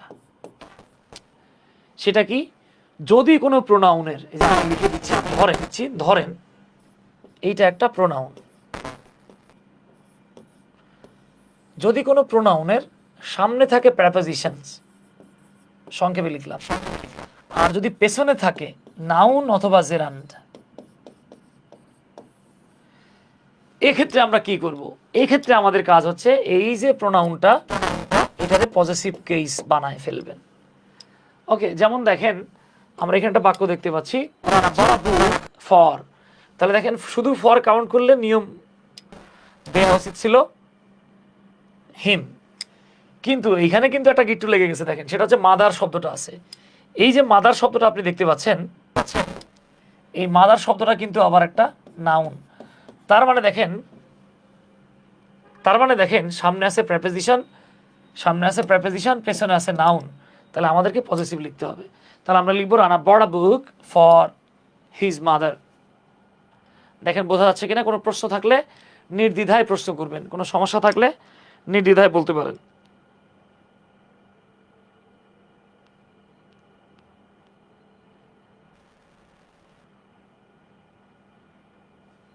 আচ্ছা, মাশাআল্লাহ। এই তো, প্রশ্ন থাকলে প্রশ্ন করতে পারেন কিন্তু প্লিজ, আর না থাকলে সমস্যা নাই। এইবার আসেন, আমরা সাবজেক্টিভ, অবজেক্টিভ, পজেসিভ শেষ করেছি। এখন আমাদের কাজ হচ্ছে গিয়ে রিফ্লেক্সিভ প্রোনাউন নিয়ে কথা বলা। তো দেখেন, আমি যখনই আমার কোনো স্টুডেন্টদেরকে রিফ্লেক্সিভ নিয়ে কথা বলি, তখন আমি তাদেরকে একটা বিষয় নিয়ে কথা বলি। সেটা হচ্ছে, আপনারা মোগলি নামে একটা কার্টুন আছে, দেখেছেন কিনা? হ্যাঁ, কারা কারা মোগলি কার্টুনটা দেখছেন? দ্য জাঙ্গল বুক, কে কে দেখেছেন একটু কমেন্ট করেন তো। মোগলি কার্টুন কেউ দেখেছেন কিনা? দেখেন, মোগলির হাতে অনেকটা এইরকম আঁকা বাঁকা একটা লাঠি থাকে। এই লাঠিটার নাম কি থাকে দেখি কতজন বলতে পারেন। হ্যাঁ, এই লাঠিটার নাম হচ্ছে বুমেরাং। এই বুমেরাঙের একটা বৈশিষ্ট্য হচ্ছে, এটি আপনি মরিয়ম মাওয়া উনি দেখেছেন। দেখেন, এই বুমেরাঙের একটা বৈশিষ্ট্য হচ্ছে গিয়ে, আপনি যদি বুমেরাঙের এই লাঠিটাকে যে কোনো একটা পাশ ধরে, লতিফুল ইসলাম ভাই, আসসালামু আলাইকুম ভাই, স্যার কেমন আছেন? আলহামদুলিল্লাহ ভাই, ভালো আছি। আচ্ছা, দেখেন, বুমেরাঙের বৈশিষ্ট্য হচ্ছে, আপনি যদি এটাকে নির্দিষ্ট অ্যাঙ্গেলে ছুঁড়ে মারতে পারেন, ও শেষ প্রান্তে গিয়ে আবার আপনার দিকে চলে আসবে। ওকে, তো দেখবেন অনেক বাচ্চারা আছে, ছোট বাচ্চারা, ফ্রিজবি নামে একটা খেলনা আছে, অনেকটা ওই যে চাকতির মতো ছুঁড়ে মারে, আরেকজন ধরে। আমরা নির্দিষ্ট অ্যাঙ্গেলে মারতে পারলে ওটা ঘুরে ঠিক আপনার আবার হাতে চলে আসবে। তো যেমনটা বলছিলাম আমরা আর কি। তো বুমেরাঙের বৈশিষ্ট্য কি? আপনি মারবেন, আবার আপনার কাছে ছুটে আসবে। রিফ্লেক্সিভ বিষয়টা মূলত বুমেরাঙের মতো, অর্থাৎ কোনো একটা কাজ যিনি করবেন, সেই ফলটা তাকেই ভোগ করতে হবে। ধরে নেন শিয়াব আর আমি দুজনের মধ্যে ঝগড়াঝাটি হয়েছে। আমি চাইলাম যে শিয়াব ধরে নেন 5 তলা বিল্ডিং, মানে একটা বিল্ডিংয়ে থাকে, আমি 6 তলায় থাকি বা 4 তলায় থাকি। আমি চিন্তা করলাম যে শিয়াবরে আজকে আমি উষ্টা খাওয়ায় ফেলে দেবো। তাই আমি তার জন্য ধরে নেন সিঁড়ির মধ্যে আমি কিছু মোবাইল দিয়ে রাখলাম, বা কিছু গ্রিজ দিয়ে রাখলাম, পিচ্ছিল করে রাখলাম, আলকাতরা দিয়ে রাখলাম, যাতে শিয়াব ভাই সিঁড়ি দিয়ে নামার সময় উষ্টা খেয়ে পড়ে যায়, দাঁত মুখ ভাঙে। এখন ঘটনা, কোনো একটা কারণে আমি নামতে গিয়ে ওই জায়গাতে আমি পিছলে পড়ে গেছি। তার মানে দেখেন, এটা কিন্তু বুমেরাং হয়ে গেছে আমার জন্য। তার মানে দেখেন, কোনো একটা কাজ কেউ যদি করে এবং সেই কাজের ফল যদি ওই ব্যক্তি ভোগ করে, সেটাকে আমরা বুমেরাং বলবো। এবং এইরকম সিচুয়েশনে আমাদেরকে রিফ্লেক্সিভ ব্যবহার করতে হবে। ওকে, খেয়াল করেন, আমরা সাবজেক্ট কর্তৃক কৃত কাজের ফল সাবজেক্ট নিজেই ভোগ করলে সেক্ষেত্রে প্রোনাউনের রিফ্লেক্সিভ ফর্ম বসে। তাহলে মাথায় রেখেন, কিন্তু কাজ করবে সাবজেক্ট নিজে, সেই ফলাফলটা যদি নিজেই ভোগ করে, তাহলে আপনাকে রিফ্লেক্সিভ ব্যবহার করতে হবে।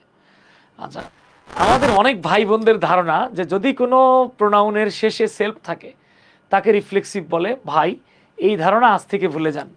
যারা মনে করে, আমি এখানে লিখে দিচ্ছি, সেলফ বা সেলভস থাকলেই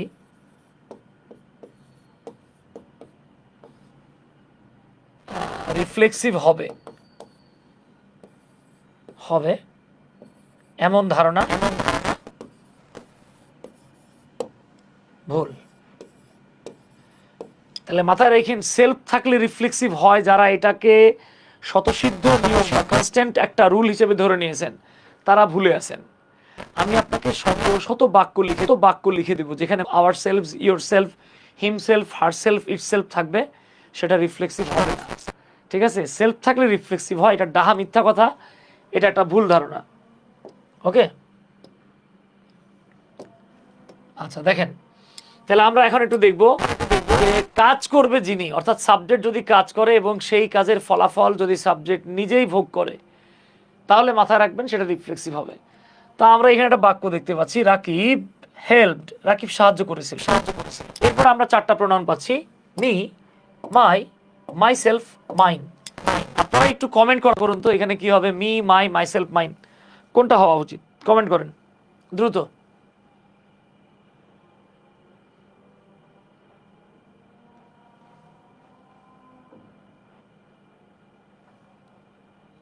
দ্রুত কমেন্ট করতে হবে প্লিজ। হ্যাঁ, এই তো মাশাআল্লাহ, আমাদের মরিয়ম মাওয়া লিখেছেন মাই সেলফ হবে।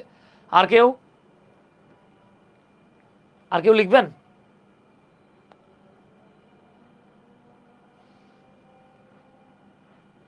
আচ্ছা, মাই সেলফ ভাবতেছেন, তারা বিপদে আছেন।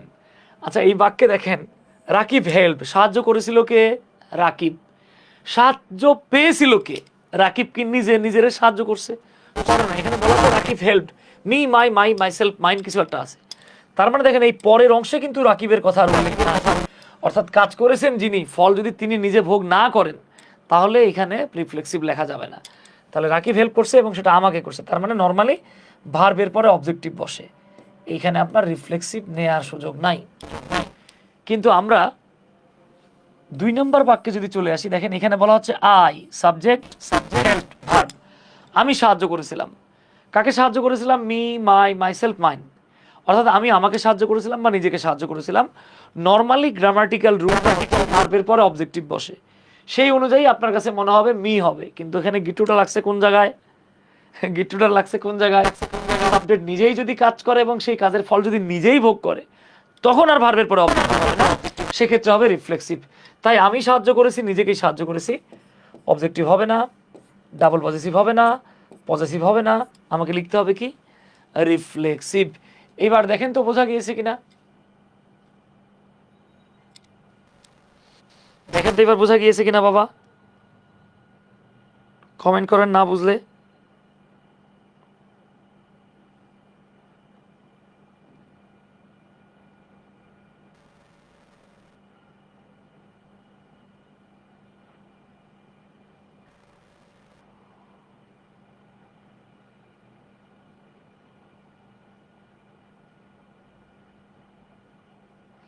না বুঝলে কমেন্ট করেন প্লিজ।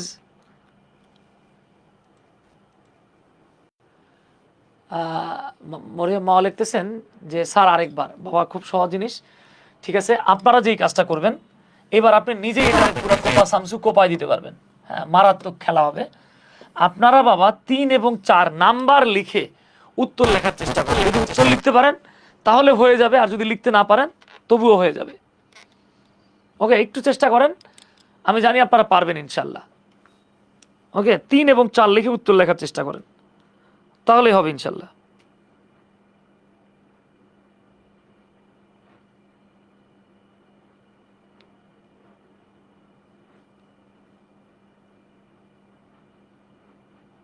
একটু একটু দ্রুত প্লিজ। ওয়াও, এই তো সাকিব কমেন্ট করছেন। আর কেউ অন্তত 3 জন কমেন্ট করুন প্লিজ।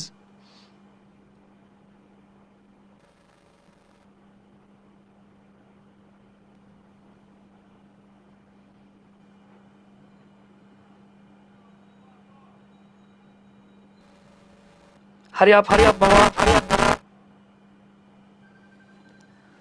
ওয়াও, এই তো মাশাআল্লাহ মাশাআল্লাহ মাশাআল্লাহ, এই তো চমৎকার, এই তো ধন্যবাদ। তাহলে আসেন এইবার আমরা একটু জাস্ট একটা বাক্য, দুটো বাক্য দেখি। 3 নম্বর এবং 4 নম্বর বাক্যে দেখতে পাচ্ছি, আমরা দেখতে পাচ্ছি she cooked some noodles. 3 number বাক্যেও she cooked some noodles, 4 number বাক্যেও শি কুকড সাম নুডলস। তার মানে বুঝতে পারতেছি একটা মেয়ে নুডলস রান্না করছে। তাহলে আমি এবার একটু খেয়াল করি তো, এরপর আছে ফর। তাহলে আমরা নর্মাল নিয়ম অনুযায়ী জানি বাবা, নর্মাল নিয়ম অনুযায়ী আমরা একটু আগে যাই না আসছি। দেখেন আমরা এই একটু আগে জেনে আসছি, নিয়ম হচ্ছে প্রেপোজিশনের পরে অবজেক্টিভ ফর্ম কিন্তু। হ্যাঁ, নিয়মটা কি? প্রেপোজিশনের পরে অবজেক্টিভ ফর্ম বসে। এখন এটা কি স্বতঃসিদ্ধ নিয়ম? এটা কি সব ক্ষেত্রে প্রযোজ্য? আসেন তো একটু দেখে নেই। তাহলে এখানেও প্রেপোজিশন দুটো জায়গাতেই অবজেক্টিভ লেখা যাবে না। আমরা একটু দেখি খেয়াল করে। এখানে দেখেন একটা মেয়ে নুডলস রান্না করছে, তো 3 নম্বর বাক্যে দেখা যাচ্ছে নুডলসটা রান্না করছে আমার জন্য, আমার জন্য। তার মানে প্রেপোজিশনের পর অবজেক্টিভ বসে। 4 নম্বর বাক্যে দেখেন এবার সেই নুডলস রান্না করছে, কিন্তু কার জন্য রান্না করছে? তার জন্য নাকি আমার জন্য? আমার জন্য করে নাই। তার মানে সাবজেক্ট কাজ করছে এবং কাজের ফলটা সে নিজেই ভোগ করছে। অর্থাৎ রান্না করছে মেয়েটা, খাবে কিনা? সেই খাবে। তার মানে এইখানে আর প্রোনাউনের পরে অবজেক্টিভ লেখা যাবে না, আপনাকে রিফ্লেক্সিভ লিখতে হবে। এই হয়ে গেল রিফ্লেক্সিভ। এইবার আশা করি ইনশাআল্লাহ যারা ওই আরেকবার বলেন, মরিয়ম মা বলছিলেন, এইবার বাবা আমার মনে হয় না আপনাকে আর দ্বিতীয়, তৃতীয়, চতুর্থ, পঞ্চমবার আর বলতে হবে, আপনি এটা অটোমেটিক্যালি পারবেন। এরপরেও কারো কোনো প্রশ্ন আছে কিনা একটু দেখেন। আই হোপ প্রশ্ন থাকার কথা না।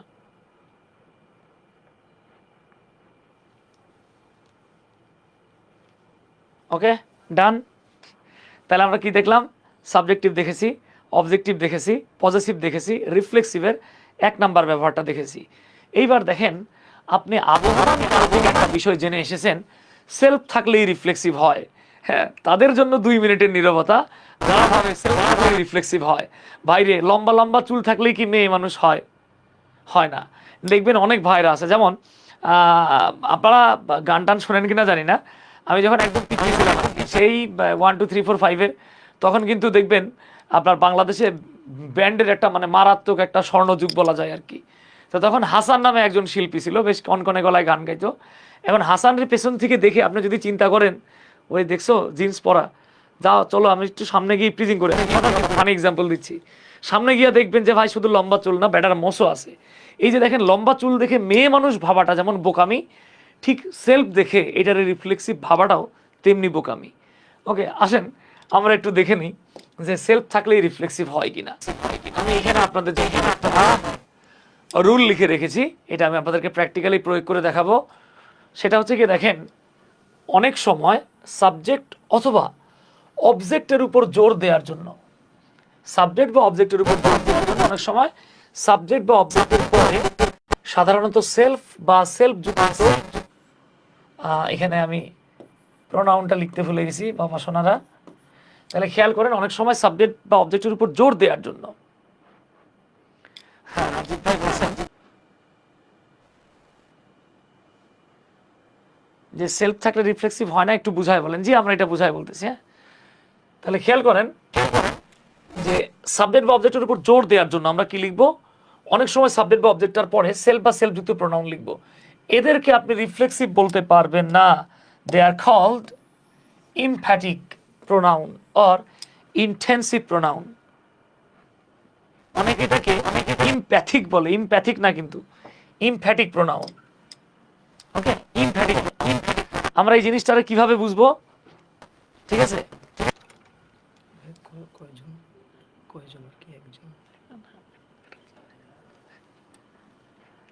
আচ্ছা দেখেন আমি বুঝবো কিভাবে এটা। হ্যাঁ, এইটা আমি আপনাদেরকে বোঝাই দিচ্ছি।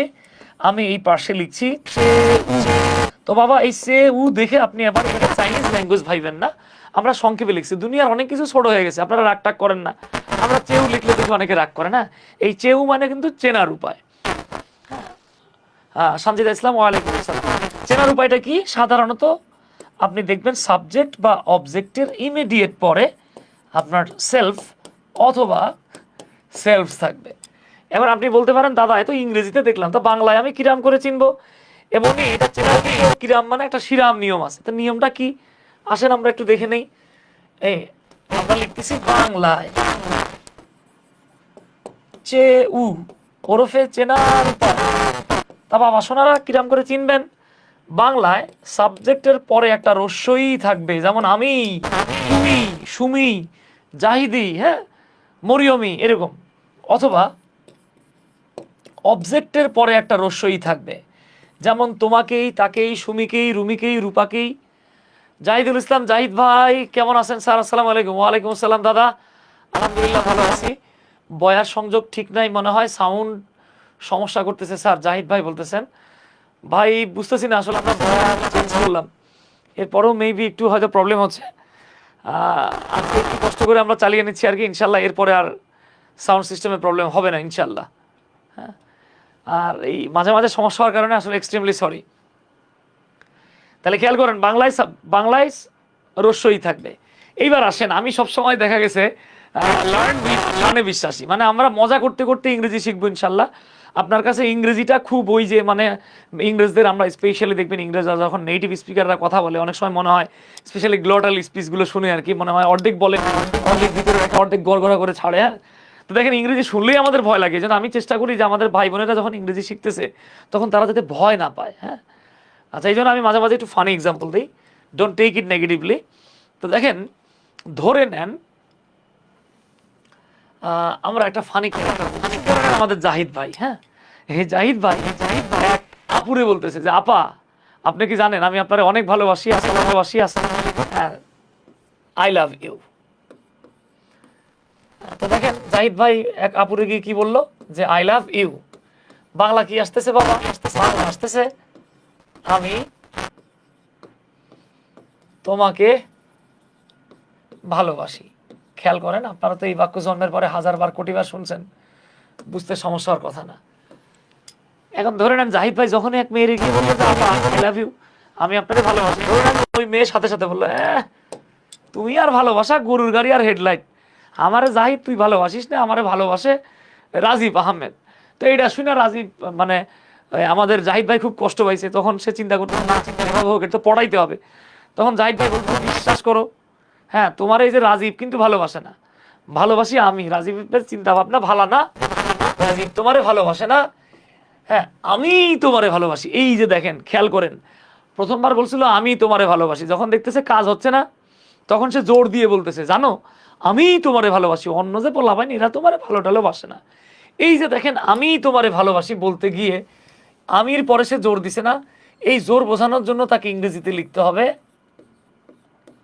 আই এর পরে একটা মাইসেলফ লিখতে হবে। আই লাভ ইউ, আমি তোমারে ভালোবাসি, আমি তোমাকে ভালোবাসি। এইবার হয়ে গেছে আই মাইসেলফ লাভ ইউ, আমি তোমাকে ভালোবাসি। তার মানে দেখেন এইবার কিন্তু জোর দেওয়া হচ্ছে। এখন আপনি খেয়াল করেন, আমরা বলেছিলাম রিফ্লেক্টলে কাজ করবে যে সেই কাজের ফল সে নিজেই ভোগ করবে। এখন দেখেন তো এই বাক্যে ভালোবাসতেছে কিটা, আই বলতে আমরা জাহিদ রে বুঝাইছি আর কি, ভালোবাসতেছে জাহিদ, তা জাহিদ কি নিজেরে ভালোবাসতেছে? বাসতেছে না। কারে ভালোবাসতেছে? ওই যে প্রতিবেশী আপুরে আর কি। তার মানে দেখেন ভালোবাসতেছে জিনিস, সে তো নিজেরে ভালোবাসতেছে না, রিফ্লেক্সিভ না। সো এইখানে অতি আবেগে, আবেগ কাজ করতেছে, বিবেক কাজ না করে আপনি যদি চিন্তা করেন, আপনি যদি এখানে চিন্তা করেন যে স্যার এটাও রিফ্লেক্সিভ, নো, এইটার নাম হলো বাবা ইমফ্যাটিক প্রোনাউন। কেন রিফ্লেক্সিভ নয়? রিফ্লেক্সিভ হওয়ার শর্ত হচ্ছে যে কাজ যে সাবজেক্ট করবে সেই কাজের ফলাফল তারই ভোগ করতে হবে। তাহলে খেয়াল করেন ভালোবাসতেছে আই, নিজে তো নিজেরে ভালোবাসতেছে না, বাসতেছে ইউকে। সো এখানে মাইসেলফটা হচ্ছে গিয়ে আপনার ইমফ্যাটিক। কিন্তু যদি এইভাবে বলা হতো আই লাভ মাইসেলফ, আমি নিজেরে ভালোবাসি আমি নিজেরেই ভালোবাসি, তখন এটা রিফ্লেক্সিভ হইতো। ওকে, আশা করি বুঝতে পারছেন। ধরে নেন আমাদের জাহিদের এই কথা শুনে মেয়ে খুব খুশি হয়ে গেছে, পটে গেছে, জাহিদের সাথে সেম হয়ে গেছে। কিন্তু 15 দিন পর এই মেয়ে হাতে নাতে জাহিদরে আরেক মেয়ের সাথে ধরে নেন রমনা পার্কে দেখতে পেয়েছে। দেখতে পেয়ে এখন সে জাহিদের কলার ধরে ঝাঁকি দিচ্ছে আর বলতেছে বেটা তুই না আমারে 15 দিন আগে বলছিলি যে আমি তোমারে ভালোবাসি, তো এখন কার সাথে তুমি সাপ লুডু খেলতেছো? তখন জাহিদ ভাই বলতেছে বিশ্বাস করো জান আল্লাহর কিরা, হ্যাঁ আই লাভ ইউ, আমি তোমাকে ভালোবাসি। এখন খেয়াল করেন তো, এই যে আগের বার জাহিদ ভাই বলছিল আমি তোমাকে ভালোবাসি, মেয়ে খুশি হয়ে গেছিল, কিন্তু মেয়ে তো এইবার ওরা ধরে ফেলছে আরেকজন মেয়ের সাথে। তো এখন কি মেয়ে আর ওরা আমি তোমারে ভালোবাসি এটা বললে ছাড়, ঠিক আছে? তো গিট্টুরা কোন জায়গায় লাগবে দেখেন, এইবার সে প্রেশার দেওয়ার জন্য বলবে জান বিশ্বাস করো আল্লাহর কিরা আমি তোমাকেই ভালোবাসি। এই আপুর সাথে জাস্ট একটু biology, chemistry, physics, English grammar নিয়ে কথা বলতেছিলাম, হ্যাঁ বাংলা ব্যাকরণ নিয়ে কথা বলতেছিলাম, আমি আসলে তোমাকেই ভালোবাসি। এইবার দেখেন জোর দিচ্ছে কিন্তু কি আসতেছে, আই লাভ ইউ ইয়োরসেলফ। তাহলে এবার খেয়াল করেন তো ভালোবাসতেছে কে? আই। নিজেরে ভালোবাসতেছে? বাসতেছে না, এই মেয়েটারে ভালোবাসতেছে। তার মানে কাজ করছেন যিনি, ভালোবাসছেন যিনি, সে নিজেরে ভালোবাসতেছে না। সো ডেফিনেটলি এটা চেঞ্জ হয়ে গেছে। এইটা আপনি কোনোভাবেই, এটাকে আপনি কোনোভাবেই রিফ্লেক্সিভ বলতে পারেন না। এইটা হচ্ছে বাবা ইমফ্যাটিক প্রোনাউন। তাই বারবার বলছি যারা ভাবেন যে সেলফ থাকলে রিফ্লেক্সিভ হয়, বাবা 2 মিনিটের নীরবতা, হ্যাঁ এইটা বলা যাবে না। আমাদের সাথে ফুজাইল রহমানী স্যার যুক্ত আছেন, ধন্যবাদ স্যার, অসংখ্য ধন্যবাদ। তাহলে বুঝতে পারছেন বাবা। তো দেখেন আমরা অনেকে যারা গান টান শুনি, এক সময় আমি অনেক গান টান শুনতাম এবং অনেকের জোর করে করে গান শোনাতাম, জিজ্ঞেস করতাম দাদা আসেন গান, গান ছোট ছিলাম আর কি, হ্যাঁ আমার কণ্ঠ শুনলে অনেক সময় দেখা গেছে অনেকে টেনশনে পড়ে যেত যে এটা কি গান শোনালে। তো আপনারা হিরো আলমের গান শুনছেন, আমার গান শুনলে স্ট্যান্ড গান, মেশিন গান নিয়ে আমারে ফায়ার করা শুরু করতে। ছোটবেলায় আমি এরকম জোর করে করে গান শোনাতাম, আর গান শোনায় জিজ্ঞেস করতাম এই আমার গান কিরাম লাগে, এরা তখন আমার রিপ্লাই করতে থামলেই ভালো লাগে। তো এরকম আর কি দেখেন, এই আমরা যে ছোটবেলা থেকে এরকম গান টান গাচ্ছি আর কি, হ্যাঁ এরকম শুধু গান গান না যে সেলফ থাকলে রিফ্লেক্সিভ হয়। তো যে বিষয়ে বলতে চাচ্ছিলাম, আপনারা যারা হয়তো গান টান শোনেন, একটা গান শুনেছেন তোমার বাড়ির রঙের মেলায় দেখেছিলাম বায়োস্কোপ, হ্যাঁ দলছুটের গান, দলছুট ব্যান্ডের সঞ্জীব চৌধুরীর বিখ্যাত একটা গান আছে, সেটা হচ্ছে আমি তোমাকেই বলে দেব তাহলে দেখেন আমি তোমাকে বলে দিব বা আমি তোমাকে বলবো, ইংরেজি কি? I will tell you. আমি তোমাকে বলবো, কিন্তু ভাই বাইরে এখানে তোমাকে এর সাথে একটা রস্যই আসছে না, আসছে, তাহলে আর আপনি বলবেন না আই উইল টেল ইউ, বরং এটা হয়ে যাবে I will tell you yourself. একইভাবে আমরা যদি বলি আমি বাংলাদেশকেই ভালোবাসি, তখন আমি কি বলবো? I love Bangladesh my herself. এই যে দেখেন, বাংলাদেশকে আমরা দেশকে মায়ের সাথে তুলনা করি, তখন কিন্তু ইটসেলফ বলবো না আমরা। এই হলো কি ঘটনা। আশা করি ইনশাল্লাহ আজকের ক্লাসের পরে আপনি সেলফ থাকলেই রিফ্লেক্সিভ হয় এই কথাটা আর বলবেন না। কেমন? মুবাশশের আলী ভাই লিখেছেন জাজাকাল্লাহ স্যার, থ্যাংক ইউ ভাই। Fujail Rahman sir, Mirzalal Sumon sir, thank you. Rabiul ভাই বলছেন যে স্যার ক্লাস ভালো দেখতে পাচ্ছি কিন্তু সাউন্ড ক্লিয়ার না, সাউন্ড ইস্যুজের কারণে আমরা আবারও সরি বলছি। হ্যাঁ, খুব বেশি কষ্ট হবে না ইনশাল্লাহ, বাট এরপর থেকে আমরা ইনশাল্লাহ চেষ্টা করবো সাউন্ডে যাতে তার প্রবলেম না হয়। তাহলে এবার আসেন আমরা ডাবল পজিটিভ প্রোনাউন নিয়ে কথা বলবো। তার আগে আপনাদেরকে একটু মনে করাই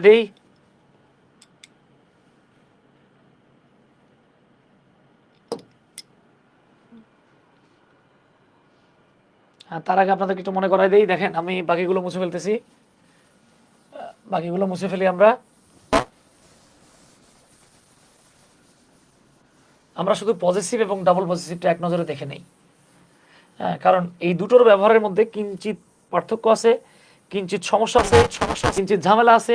এই ঝামেলায় যদি পড়েন, পরে আপনার কাছে পুরো আউলা ঝাওলা মনে হবে আর কি। হ্যাঁ, আচ্ছা, তো দেখেন আমরা এখানে লিখে রেখেছি পজিটিভ অ্যাডজেক্টিভ, আর এটা হচ্ছে পজিটিভ প্রোনাউন। এটাকে আমরা বলতে পারি পজিটিভ কেস বা পিসি, এটাকে বলতে পারি ডিপি। এই যে মাই, এখান থেকে চলে আসছে মাইসেলফ, বাদ দিলাম মাইন। আওয়ার থেকে আসছে কি আওয়ার্স। ইয়োর থেকে আসছে কি ইয়োর্স। হিজ দেখতে একই রকম, এটাও হিজ। হার এখান থেকে কি আসছে হার্স। ইটস এখান থেকে কি আসছে ইটস। দেয়ার এখান থেকে কি আসছে দেয়ার্স। সাধারণত এস যুক্ত হয়, হিজের সাথে এস থাকা, এটা লেখা হয় নাই। আর আয়ের ক্ষেত্রে মাইন হয়। ওকে, আচ্ছা, এটা একটু মাথায় রাখেন। এবার আসেন প্রোনাউনের আমরা বেশ কিছু ঝাঁকানাকা বিষয় জানবো। তাহলে প্রথমে আপনাদেরকে একটা বিষয় বলি, আমরা যখন ম্যাথমেটিক্স করি তখন আমরা জানি যে আপনি একটা ম্যাথ করতে গিয়ে যদি এরকম px প্লাস py পান, আপনি কি এভাবেই রাখেন নাকি এভাবে লেখেন? পিটাকে কমন নিয়ে p into X plus Y লেখেন। তো দেখেন ম্যাথের ক্ষেত্রে লতিফুল ইসলাম প্রশ্ন করছেন, স্যার আপনাকে কি বিদ্যাবাড়িতে পাওয়া যাবে কিনা? না, আপনি আমাকে বিদ্যাবাড়িতে পাবেন না, আপনি আমাকে এই যে আমাদের এই পেজে পাবেন। হ্যাঁ, জব ফিউশনে আমাকে পেয়ে যাবেন ইনশাল্লাহ। হ্যাঁ, এবং এখানে বিসিএস এর প্রত্যেকটা ইংলিশ ক্লাস 22 থেকে 23টা ইংরেজি ক্লাস আপনাদের সাথে ফ্রি করানো হবে। যেমন এর আগের ধারাবাহিকভাবে লতিফুল ভাই আমরা নাউন নিয়ে কথা বলেছি, ডিটারমিনার নিয়ে। আজকের ক্লাসে আমরা প্রোনাউন নিয়ে কথা বলছি। ওকে, এরপরে আমরা অ্যাডজেক্টিভ এবং অ্যাডভার্ব নিয়ে কথা বলবো এরকম। হ্যাঁ, আপনারা এই পেজটাতে থাকবেন এবং আপনারা একটু চেষ্টা করেন পেজটা আপনাদের বন্ধু বান্ধবদের মধ্যে ছড়িয়ে দিতে। তো যেমনটা বলছিলাম বাবা, দেখেন এই যে ম্যাথের মধ্যে আমরা এরকম যেমন কমন নেই, এরকম আমরা যখন বাক্য লিখি সেখানে আমাদেরকে কমন নিতে হয়। যদি কমন না নেই তাহলে এটাকে বলা হয় রিডান্ডেন্সি, যেটাকে খাস বাংলায় যদি বলেন আপনি বলবেন বাহুল্য দোষ। ওকে, বাহুল্য দোষ। আপনি যদি ম্যাথে এই কথাটা লেখেন তাহলে হবে ম্যাথমেটিক্যাল রিডান্ডেন্সি। আর যদি আপনি একটা বাক্য বারবার বাংলায় এরকম বা ইংরেজিতে লিখতে থাকেন সেখানে হবে রিডান্ডেন্সি। এই রিডান্ডেন্সি বা বাহুল্য দোষ থেকে বাঁচতে গেলে আপনাকে জানতে হবে how to use double possessive. Okay, এই যে পজেসিভ প্রোনাউন বা ডিপিটা কিভাবে ব্যবহার করবেন তার আগে আমি আপনাদেরকে একটু এখানে লিখে, পজেসিভ কেস, ডাবল পজেসিভ। যেমন মাই এখান থেকে আসছে কি বাবা মাইন। ইয়োর এখান থেকে আসছে কি ইয়োর্স। হিজ এখান থেকে আসছে কি হিজ।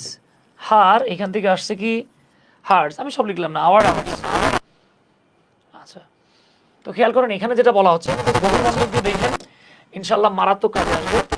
কোনো একটা সেন্টেন্সে একটা নাউনকে দুইবার না লিখে, খেয়াল করেন কোনো একটা সেন্টেন্সে একটা নাউন যদি দুইবার আসে সেক্ষেত্রে দুইবার না লিখে পজিটিভ কেস প্লাস নাউন, অর্থাৎ যদি পিসি প্লাস নাউন থাকে আপনি এর পরিবর্তে ডাবল পজিটিভ বা ডিপি লিখবেন, অন্যথায় রিডান্ডান্সি বা বাহুল্য দোষ হয়ে যাবে। ওকে, তাহলে থাকবে পজিটিভ কেস প্লাস নাউন, আমরা এটাকে ডিপি লিখবো।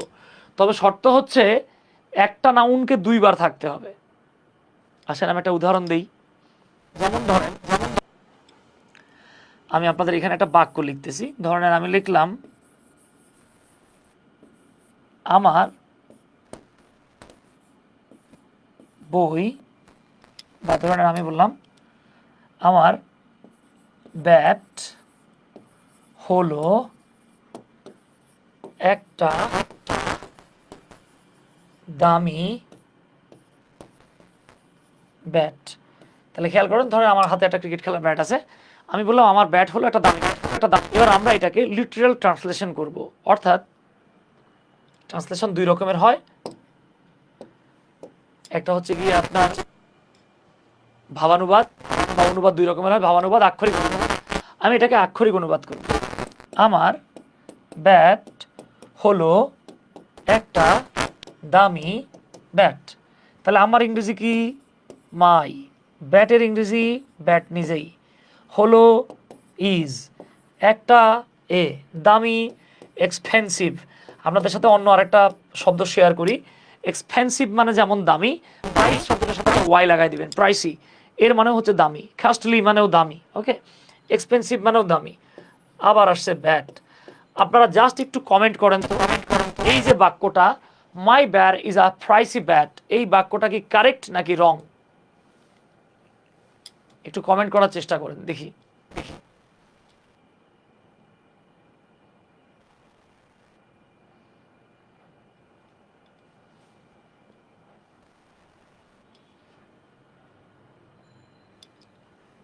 ওকে, তাহলে আমরা একটু খেয়াল করি। আমরা কিন্তু জানি যদি পজিটিভ কেস প্লাস নাউন থাকে আমরা সেটাকে কনভার্ট করব শুধু ডাবল পজিটিভ। তাহলে আমরা দেখব এখানে পুরো একটা বাক্যের মধ্যে রাসেল ভাই লিখছে কারেক্ট, লতিফুল ইসলাম ভাই লিখছেন কারেক্ট, মাথায় রাখবেন এই বাক্যটা ইনকারেক্ট, এই বাক্যটা রং, এই বাক্যটা রং। আব্দুর রৌফ ভাই ধন্যবাদ ভাইজান, আলহামদুলিল্লাহ ভালো আছি, ওয়ালাইকুম আসসালাম। এই বাক্যটা রং। এখন প্রশ্ন করতে পারেন ভাই তাহলে আমরা এই বাক্যটারে কারেক্ট কিভাবে বানাবো? আসেন কারেক্ট কিভাবে বানাবো আমরা একটু দেখি। দেখেন তো এই বাক্যে কি মাই একটা পজিটিভ কেস কিনা? অবশ্যই, অবশ্যই। এরপর একটা নাউন আছে কিনা? আছে। এই নাউনটা কি আরেকবার আছে? এই যে আরেকবার। আর আপনি যদি এইভাবে লেখেন my bat is a pricey bat, এই বাক্যটা ভুল হয়ে যাবে। তাহলে এখানে রুলটা কি? এই যে ডাবল পজিটিভ মানে পজিটিভ কেস প্লাস আপনাকে ডিপি লিখতে হবে। তাহলে মাই ব্যাট, এইটা, এটার পরিবর্তে আমাদেরকে লিখতে হবে মাইন ইজ, ঠিক আছে, mine is a pricey bat. এখন আমাদের বাঙালি অনেক ভাই বোনেরা আছে, তারা ভাবতে পারে যে মাইন কি কখনো সাবজেক্ট হয়? জি হয়, মানে নিয়মিত হয়। হ্যাঁ, আপনি ক্যামব্রিজ অনলাইন ডিকশনারিতে যান, অক্সফোর্ডে যান, ইভেন আপনি যদি মাইন সাবজেক্ট হিসেবে বসতে পারে কিনা এটা জানতে চান, আপনি একটা কাজ করতে পারেন, আপনি একটা ওয়েবসাইটে চলে যাবেন, গিয়ে লিখবেন ইওর ডিকশনারি .com, ওইখানে গিয়ে সার্চ অপশনে গিয়ে আপনি মাইন অথবা আওয়ার্স লিখে ফেলবেন, লিখে সার্চ দিবেন, সার্চ দিলে দেখবেন অনেকগুলো অপশন আসবে, ওইখানে গিয়ে সার্চ দিয়ে আপনি সেন্টেন্স অপশন, সেন্টেন্সে গেলেই দেখবেন আওয়ার্স বলেন, মাইন বলেন, এগুলোকে শত শতবার সাবজেক্ট হিসেবে ব্যবহার করা হয়েছে। ওকে, সো এটা নিয়ে আসলে টেনশনের কোনো কারণ নাই। আশা করছি আপনারা এটা বুঝে ফেলছেন ইনশাল্লাহ। কতটুকু বুঝেছেন এবার পরের বাক্যটাতে আপনাদের আনসার করা দেখে বুঝতে পারবো। তো এবার এটা ইয়োর টার্ন, আপনারা এই প্রশ্নটার উত্তর দেওয়ার চেষ্টা করেন একটু। এ বি সি ডি কোনটা হবে উত্তর দেওয়ার চেষ্টা করেন একটু।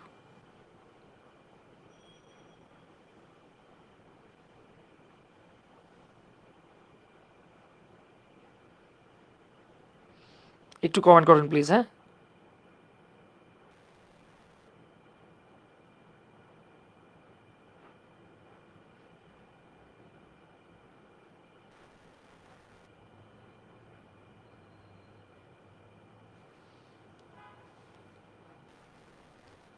স্যার 10 ইয়ার্স ওল্ড হবে নাকি 10 ইয়ার ওল্ড হবে?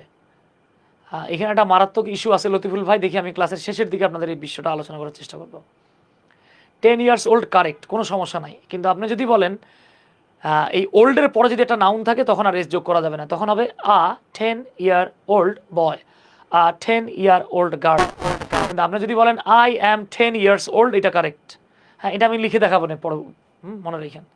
আচ্ছা, লতিফুল ইসলাম লিখছেন বি, এরপর আবার বলছেন বি প্লাস সি। আর কেউ? আর কেউ? আচ্ছা দেখেন, প্রথম বাক্যটা যদি আমরা দেখি, আমি এখানে লিখেছি মাই ফ্ল্যাট, আমার ফ্ল্যাটটা, আমার অ্যাপার্টমেন্টটা is larger than your flat, আমার ফ্ল্যাট তোমার ফ্ল্যাটের চেয়ে বড়। এই বাক্যটা আপাত দৃষ্টিতে কারেক্ট মনে হচ্ছে। তাহলে দেখেন এইখানে আছে পজিটিভ কেস প্লাস নাউন, এই নাউনটা আবার আছে। দেখেন মজার ব্যাপার, এর সামনেও পজিটিভ কেস আছে, তার মানে আমার যে কোনো একদিকে কাটতে হবে। আমি এটা সামনেও কাটতে পারি, পেছনেও কাটতে পারি। তাহলে এটা আমি এভাবে লিখতে পারতাম, my flat is larger than yours. আবার আমি এভাবে লিখতে পারতাম, mine is larger than your flat. তার মানে বিও কারেক্ট সিও কারেক্ট, দুটো তো আর একসাথে নেওয়া যায় না। সো অপশন কারেক্ট হচ্ছে ডি, অর্থাৎ বোথ বি অ্যান্ড সি। এতটুকুর মধ্যে কারো কোনো প্রশ্ন রয়েছে কিনা? If you have any question please feel free to ask.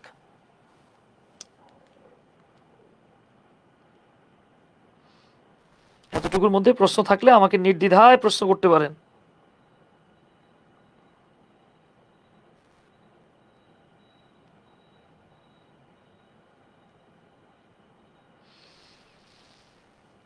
ওকে, ঠিক আছে, মাশাআল্লাহ, আপনারা অসাধারণ লিখছেন।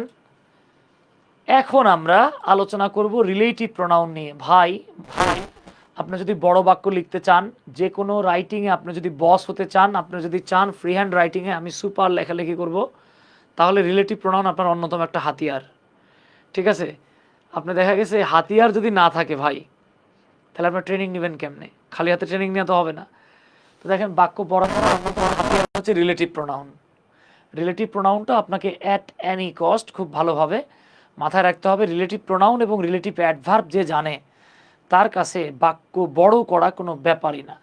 তো আসেন আমরা প্রথমে একটু দেখে নেই রিলেটিভ প্রোনাউন বলে। আপনি যদি কোনো একটা সেন্টেন্সের কোথাও একটা নাউন বা প্রোনাউন পান, হ্যাঁ, মনোযোগ দিয়ে দেখবেন, গভীর মনোযোগ সহকারে দেখবেন। যদি কোনো সেন্টেন্সের কোনো জায়গায় নাউন বা প্রোনাউন থাকে এবং এই নাউন বা প্রোনাউনের পরে, দেখেন তীর চিহ্নটা কিন্তু নাউন প্রোনাউনের পরে লিখছি, আপনি যদি একটা দ্যাট দেখতে পান অথবা যদি আপনি একটা ডাব্লিউএস ওয়ার্ড দেখতে পান, আমি আবারও বলি, যদি আপনি কখনো নাউন বা প্রোনাউনের পরে দ্যাট বা ডব্লিউএস ওয়ার্ড দেখতে পান এবং সেই দ্যাট বা ডব্লিউএস ওয়ার্ডটা নাউনের পরে বসে, সে যদি ওই দেখেন নাউন বা প্রোনাউনের পরে বসে যদি সে আগের নাউনটাকেই বোঝায়, অথবা যদি সে আগের নাউনটাকে এই দ্যাট নির্দেশ করে, উল্লেখ করে, তাহলে আপনি বুঝে ফেলাইবেন এই দ্যাট বা ডব্লিউএস ওয়ার্ডটাই হলো মূলত আর পি, মানে রিলেটিভ প্রোনাউন। এটার আবার রমনা পার্ক ভাইবে বারবার রিলেটিভ প্রোনাউন বলবো না আমরা, এটাকে আমরা বলবো আর পি। ইন্ডিয়ান একজন ক্রিকেটার ছিল সিং, চিনেন মনে হয়। আর এই যে রিলেটিভ প্রোনাউন আবার যে নাউন বা প্রোনাউনটাকে নির্দেশ করছে, তাকে বলা হয় ইংরেজিতে একটা নাম রয়েছে, সেটা হচ্ছে অ্যান্টিসিডেন্ট, অ্যান্টাসিড প্লাস বেসিড। খাস বাংলায় যদি বলেন তাহলে বলবেন পূর্বপদ। আমি যা বলেছি সেটা এখানে লেখা আছে যে দ্যাট বা ডব্লিউএস ওয়ার্ড যখন কোনো নাউন বা প্রোনাউনের সাধারণত ঠিক পরে বসে ওই নাউন বা প্রোনাউনকে নির্দেশ করে বা বোঝায়, তখন সেই দ্যাট বা ডব্লিউএস ওয়ার্ডকে বলা রিলেটিভ প্রোনাউন। রিলেটিভ প্রোনাউন যে নাউন বা প্রোনাউনটাকে নির্দেশ করে তাকে বলা হয় অ্যান্টিসিডেন্ট বা পূর্বপদ। এতটুকু আশা করি ইনশাআল্লাহ আপনারা বুঝবেন, এখানে ঝামেলা হবে না। দেখেন এর মধ্যে কারো কোনো কোশ্চেন আছে কিনা বা বুঝতে পারছেন কিনা। এগুলো অতি সহজ, ঝামেলা হওয়ার কথা না ইনশাআল্লাহ।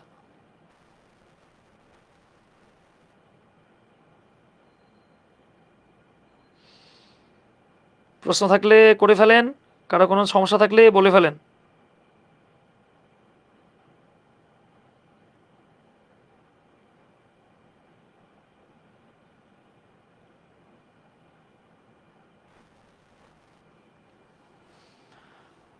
ওকে, তাহলে আমরা এখন যে কাজটা করব, এইবার আমরা রিলেটিভ কিভাবে ব্যবহার করা যেতে পারে সেটা আমরা একটু দেখে নেব। কেমন? তাহলে রিলেটিভ প্রনাউন আপনার বোঝা হয়ে গেছে। আসেন আসেন আমি আপনাদেরকে একটা উদাহরণ দিয়ে দেখাই।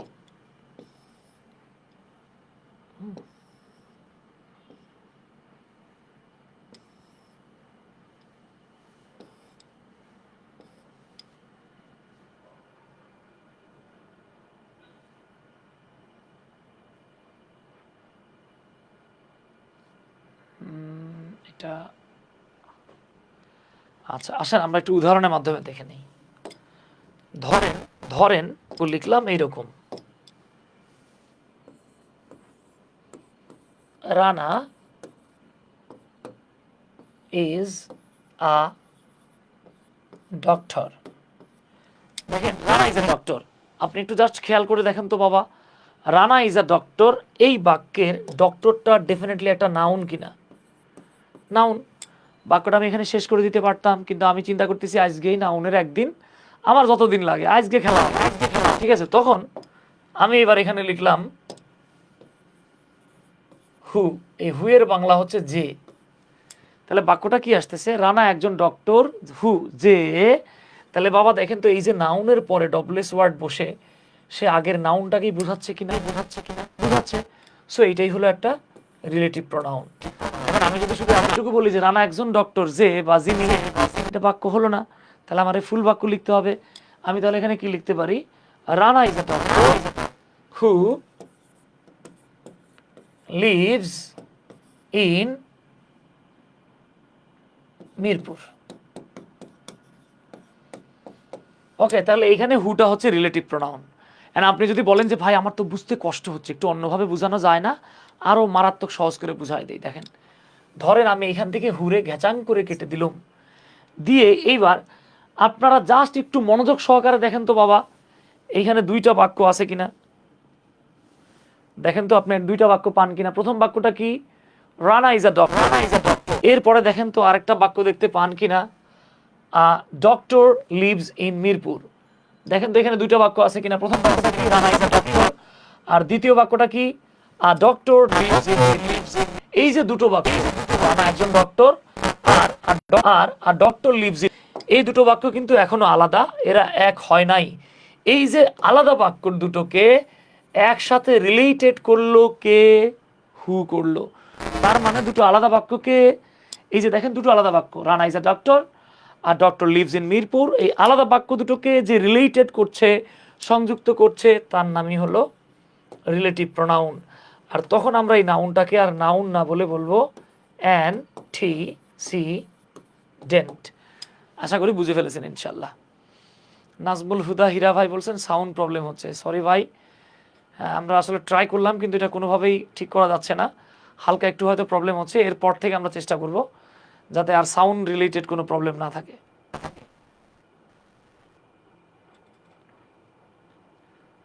আচ্ছা, আমি আরেকটা বাক্য লিখি, তারপর আমরা পরের অংশে জাম্প করব। ধরেন আমি এবার লিখলাম মিম বট আ, মাহমুদুল হাসান বাবু ভাই, লাভ ইউ বস, জাজাকাল্লাহ ভাইজান, থ্যাংক ইউ। আচ্ছা, মিম বরা খার। আমি এখানে একটা বাক্য লিখতে পারতাম, মিম বরা খার। মিম একটা গাড়ি কিনলো, বাক্য এখানে শেষ করে দিতে পারতাম। এইবার আমি বললাম উইচ, অথবা এবার আমি বললাম দ্যাট, যেটা বা যেটি। আপনি বলেন তো, এই যে যেটি যেটি বলতে কোন দ্বারে বোঝাচ্ছে? কার দ্বারে বোঝাচ্ছে? তার মানে নাউনের পরে দ্যাট বা ডব্লিউ শর্ট বসে যদি আগে নাউনকে নির্দেশ করে, তার নাম কি? Relative pronoun. এখানে শেষ করে দিতে পারতাম। ওকে, কিন্তু আমরা যদি বলি মিম একটা গাড়ি কিনলো, যেটি বাক্য হয় নাই, এবার এটাকে ফুল করতে হবে। আমরা এবার বলতে পারি যেটি, হুইচ ইজ বা that is imported from China, যেটাকে চীন থেকে আমদানি করা। ওকে, হয়ে গেছে। আমি আরেকটু ক্লিয়ার করে বোঝাচ্ছি।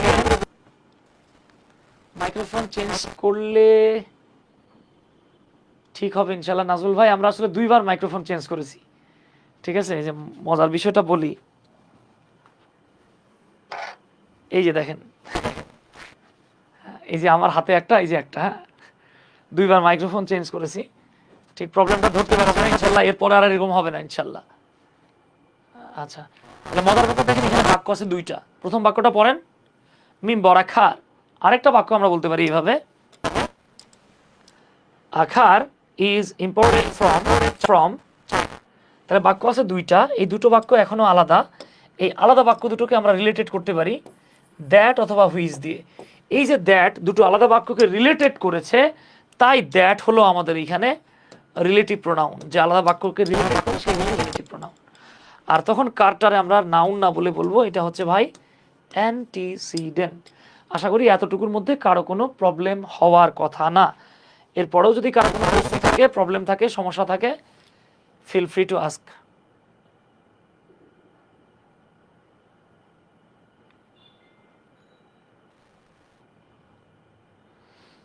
ওকে, ধন্যবাদ। তাহলে এইবার আসেন, আমি আপনাদের জন্য আপনাদের সুবিধার্থে এখানে কিছু রিলেটিভ প্রোনাউন এবং রিলেটিভ অ্যাডভার্ব লিখে রেখেছি। আমার খুব দুঃখ লাগে ভাই, বাংলাদেশি বইগুলো অনেক সময় এভাবে সাজায় দেয় না। তো আপনাদের জন্য আমি চমৎকার করে সাজিয়ে দিয়েছি, ইনশাল্লাহ আপনার ব্যাপক কাজে আসবে। তার আগে মাথায় রাখেন,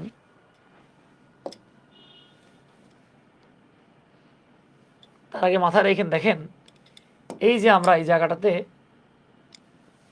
জায়গাটাতে আমি লেখাগুলোকে মুছে দিই, আপনাদের জন্য বুঝতে সুবিধা হবে।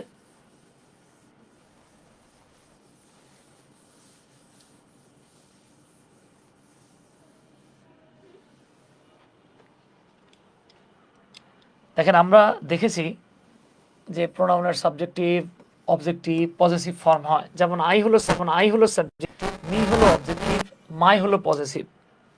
আপনি কিন্তু কখনোই বলবেন না মি ইট রাইস, আপনি কিন্তু কখনোই বলবেন না হি ফাউন্ড আই, আপনি কিন্তু কখনোই বলবেন না আই ফাদার ইজ অনেস্ট, বরং আপনি বলবেন মাই ফাদার ইজ অনেস্ট।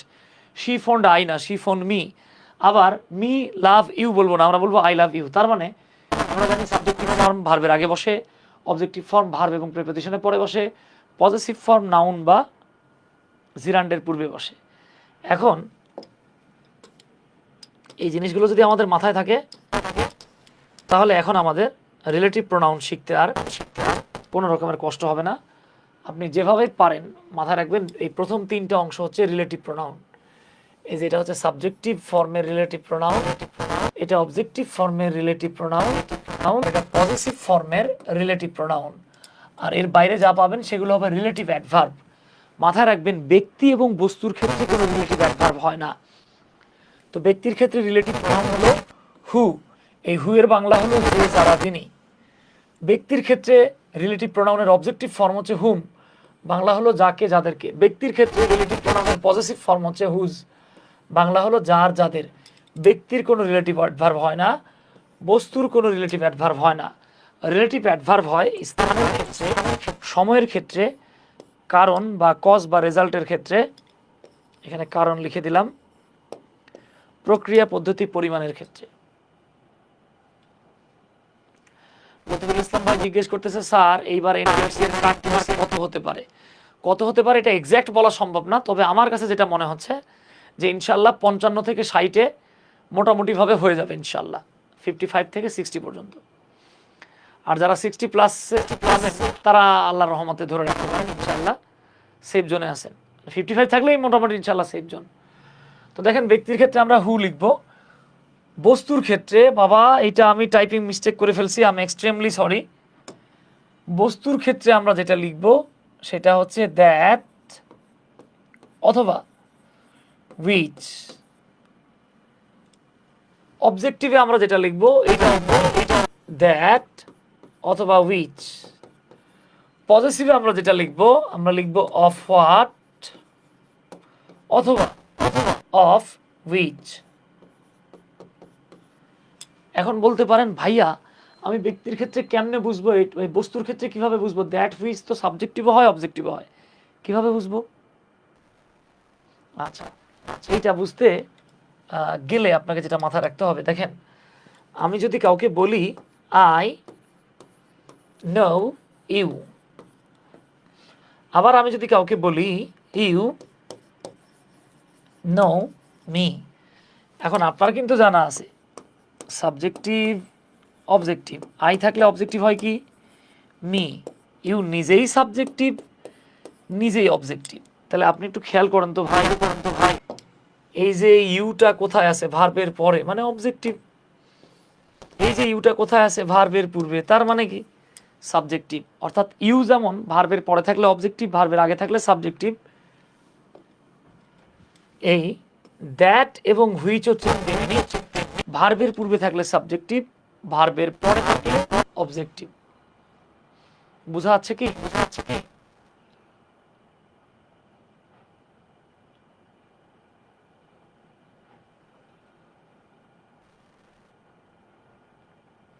দেখেন তো বোঝা যায় কিনা? ওকে, এবার স্থানের ক্ষেত্রে ওই লিখছি, ওই মানে বস্তুর ক্ষেত্রে যা আছে স্থানের ক্ষেত্রে সেগুলোই হবে। স্থানের ক্ষেত্রে ওগুলোই হবে। আবার দেখেন স্থানের অবজেক্টিভের ক্ষেত্রে তাই, পজিটিভের ক্ষেত্রে তাই, শুধু স্থানের ক্ষেত্রে এক্সট্রা হবে আপনাকে লিখতে হবে হয়ার। এখানে হয়ার মানে কোথায় বা কোনখানে বলা যাবে না, এখানে হয়ার মানে হবে যেথায় বা যেখানে। ওকে, একইভাবে দেখেন সময়ের ক্ষেত্রেও বস্তুর ক্ষেত্রে যা লিখছেন সবগুলো হবে এক্সট্রা হবে। সময়ের ক্ষেত্রে আপনি লিখবেন ওয়েন, এর মানে হলো যখন বা যে সময়। কারণ বোঝালে বস্তুর ক্ষেত্রে যা আছে সব হোয়াই লিখবেন আপনি, কেন হবে না, এটা হবে যে জন্য বা যে কারণে। এভাবে হাও মাও খাও যা আছে সব বসবে। এটা একটু দেখে রাখেন আর টাইম লাইনে শেয়ার দিয়ে রাখেন, এটা আপনার মারাত্মক কাজে ইনশাআল্লাহ।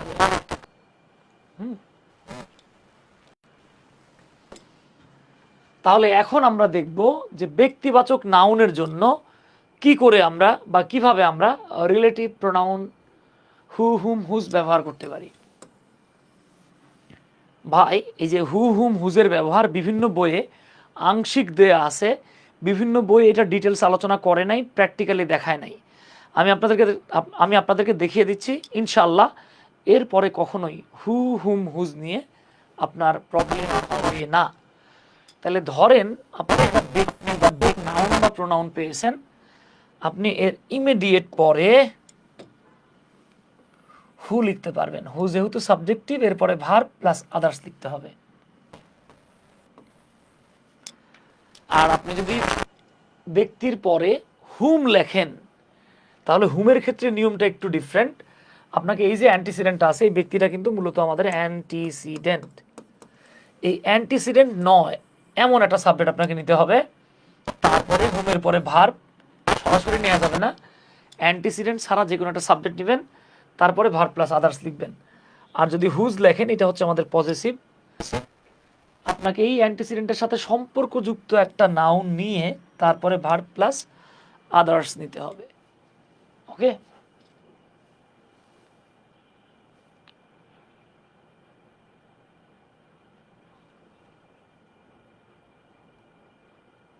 তাহলে আসেন আমি আপনাদেরকে একটা উদাহরণ দিই। ধরেন আমি একটা বাক্য লিখতেছি, আই লাভ, লাভ না লিখে রেসপেক্ট লিখে, রেসপেক্টের সমার্থক শব্দ লিখলাম রিভিয়ার। হ্যাঁ, একটা ওয়ার্ড মিনিং না জানলে জেনে রাখেন, রিভিয়ার। রিভিয়ার মানে হচ্ছে সম্মান করা। I revere mister Sakib. তাহলে আমি বললাম যে আমি জনাব সাকিবকে সম্মান করি। বাক্যটা এখানে শেষ করতে পারতাম, আমি চাচ্ছি যেহেতু আমি একটা ব্যক্তি পেয়েছি তাহলে ব্যক্তির পরে আমি হু হুম হুজ নিয়ে বাক্যটাকে বড় করব। তাহলে আমি এখানে কি করতে পারি বাবা, আমি এইবার এখানে হু হুম অথবা হুজ নিয়ে বাক্য বড় করতে পারি। তো আমি ধরে নেন প্রথমে চাইলাম আমি হু নিয়ে বাক্য বড় করব।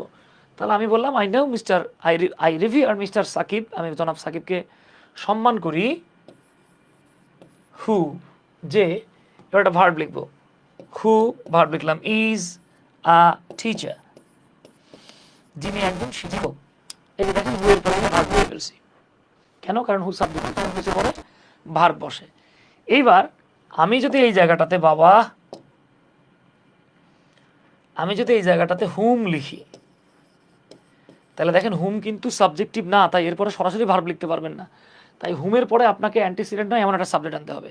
তাহলে আমি বলতে পারি আই রিভিয়ার মিস্টার সাকিব, আমি জনাব সাকিবকে সম্মান করি, যাকে, এবার এই অ্যান্টিসিডেন্ট ছাড়া যে কোনো একটা সাবজেক্ট বলবো আমি, তাহলে আমি বলতে পারি যাকে, যাকে ধরে নেন আমি বললাম নাজমুল ভাই, নাজমুল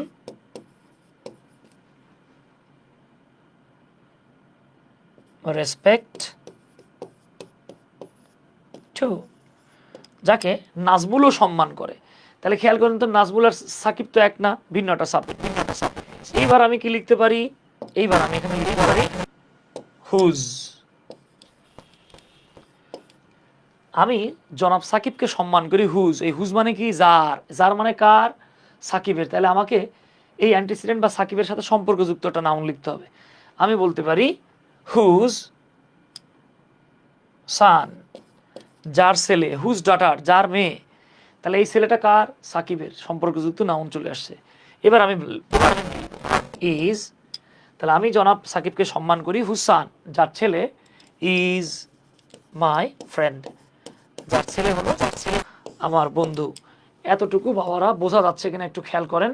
এখন আমি এখন আমি আপনাদেরকে কয়েকটা প্রশ্ন দিব, আপনারা জাস্ট একটু দেখে নেন। আপনারা চেষ্টা করবেন এই প্রশ্নগুলোতে হু হুম হুজ কোথায় হবে সেটা লেখার চেষ্টা করবেন একটু, হ্যাঁ।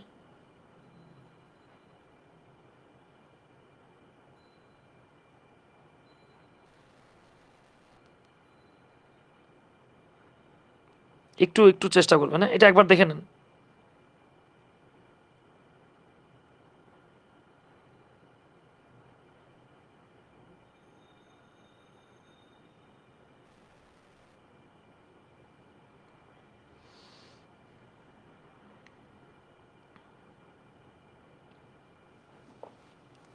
স্যার ইডিয়মস আপনার টেকনিকে লিখে আসছি, তবে শেষে লিখছি। জি লতিফ ভাই, ভালো কাজ করছেন, ধন্যবাদ। আচ্ছা, এইবার এইবার এইবার আসেন ফিল ইন দ্য ব্ল্যাঙ্কস। এই যে ব্ল্যাঙ্কসগুলো আমরা দেখতে পাচ্ছি, কাজী হাসান মুজাহিদ স্যার লিখছেন চমৎকার ক্লাস, ধন্যবাদ স্যার, অসংখ্য ধন্যবাদ। মাসুদ পারভেজ ভাই সুপার স্যার, জাজাকাল্লাহ ভাইজান। তাহলে এইবার আপনাদের কাজ হচ্ছে এই গ্যাপগুলো হু হুম হুজ দিয়ে পূর্ণ করা। এখানে একটা দুঃখজনক বিষয়, আমি অধিকাংশ ক্ষেত্রেই দেখি এই 5টা সেন্টেন্সের 5টাই 50% মানুষও লিখতে পারে না, কারেক্ট লিখতে পারে না। আমার দৃঢ় বিশ্বাস ইনশাল্লাহ আপনারা সেই 50%-এর বাহিরে, এবং আপনারা ভালো করবেন ইনশাল্লাহ। প্লিজ ট্রাই করেন।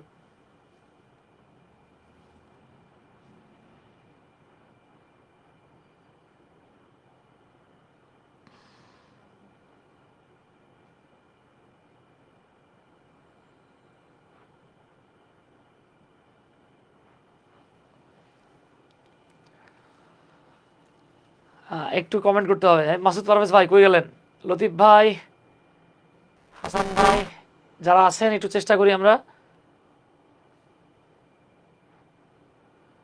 প্রথম বাক্যটা হু হুম হুজ কি হবে, দ্বিতীয় বাক্যটা হু হুম হুজ কি হবে, আমরা এগুলো একটু চেষ্টা করব, ট্রাই করি আমরা, হ্যাঁ। আচ্ছা ঠিক আছে, আসেন তাহলে প্রথম বাক্যটাতে যদি আসি, we will help the boy, আমরা সেই ছেলেটাকে সাহায্য করব, ড্যাশ ফাদার, যার বাবা। এই যে দেখেন, আমরা এখানে ডেফিনেটলি লিখবো হুজ, কারণ এই যে এই বয়টার সাথে সম্পর্কযুক্ত একটা নাউন আমাদের দরকার।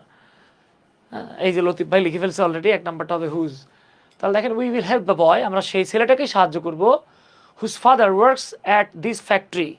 এই লেখা থাকবে ফ্যাক্টরি, কিন্তু উচ্চারণ হচ্ছে ফ্যাক্টরি, মানে টরিগুলোর উচ্চারণ টরিগুলোর। তাহলে আমরা সেই বাচ্চাটারে সাহায্য করব, সেই ছেলেটাকে সাহায্য করব যার বাবাই ফ্যাক্টরিতে বা কারখানায় কাজ করে। 2 number, Rupa is the girl, Rupa হলো সেই মেয়ে, ড্যাশ বিলিভস, দেখেন হিম হলো সাবজেক্ট,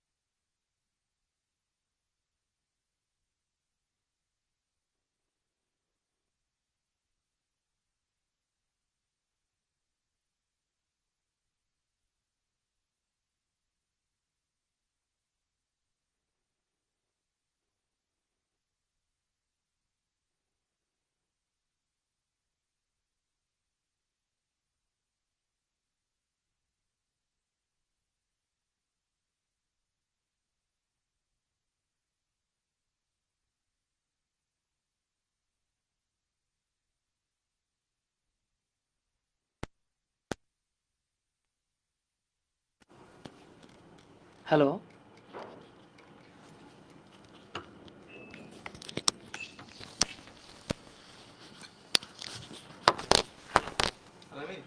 এইবার সাউন্ড আসছে, এতক্ষণ সাউন্ড ছিল না। তো যেটা বলছিলাম বাবা, দেখেন রূপা ইজ দ্য গার্ল, এটা তো আমরা ব্যাখ্যা করেছি। With Rupa is the girl who Himu believes can believes, এখানে খেয়াল করেন হিমু একটা সাবজেক্ট, বিলিভ একটা ভার্ব।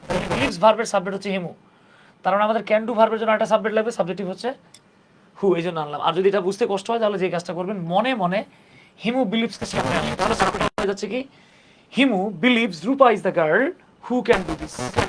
কিন্তু ওকে, এভাবে নিলেও আপনি পারেন, আপনাকে যেভাবে দুটো ওয়েতে আপনি দেখতে পারেন। এক হচ্ছে ভার্ব থাকবে যতগুলো, সাবজেক্ট হবে ততগুলো, তাহলে হু নিজেই সাবজেক্ট, দুটো ভার্ব থাকায়।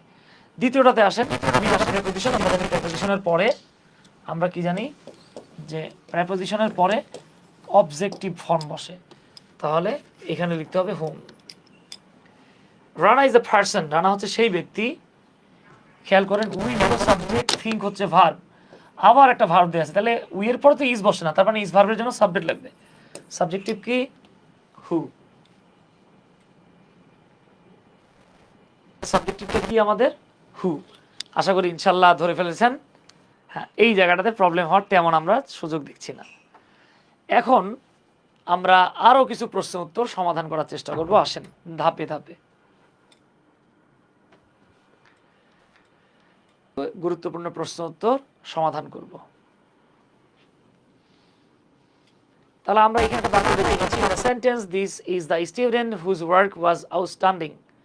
আউটস্ট্যান্ডিং, এইখানে আপনাকে যদি বলা হয় which forms of pronoun is known is whose, আপনাকে যদি কেউ প্রশ্ন করে যে বাবা হুজটা এখানে কি, is it subjective, objective, possessive or definite, what type of pronoun, তাহলে আমরা জানি হুজ হচ্ছে গিয়ে, দেখেন আমরা জানি subjective, objective, possessive, I subjective, me objective, my possessive. একইভাবে হু সাবজেক্টিভ, হুম অবজেক্টিভ, হুজ পজেসিভ। তাহলে ডেফিনেটলি হুজটা কি হচ্ছে স্যার, পজেসিভ হচ্ছে। ভাই কি মাহমুদ চেঞ্জ করা যায়? মাহমুদুল হাসান বাবু ভাই, আজকে আসলে মানে মারাত্মক বিপদে আছি সাউন্ড নিয়ে। এরকম সমস্যা আমরা জীবনেও এরকম পড়ি নাই। তো যেটা বলছিলাম, আরে রূপা ইজ দ্য গার্ল,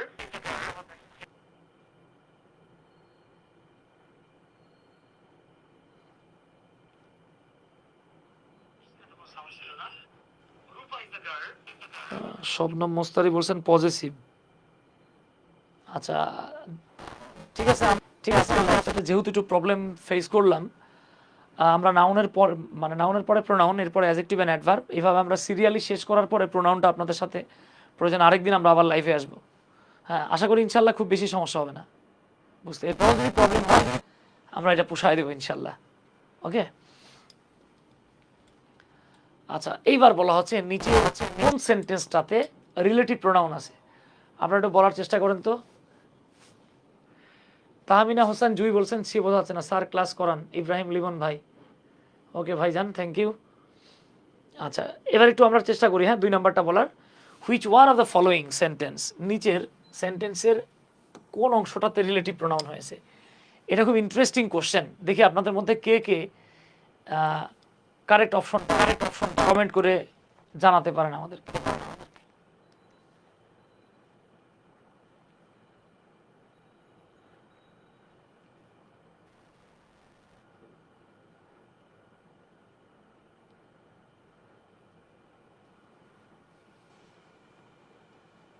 বাবা শোনা, করতে হবে না বাবা।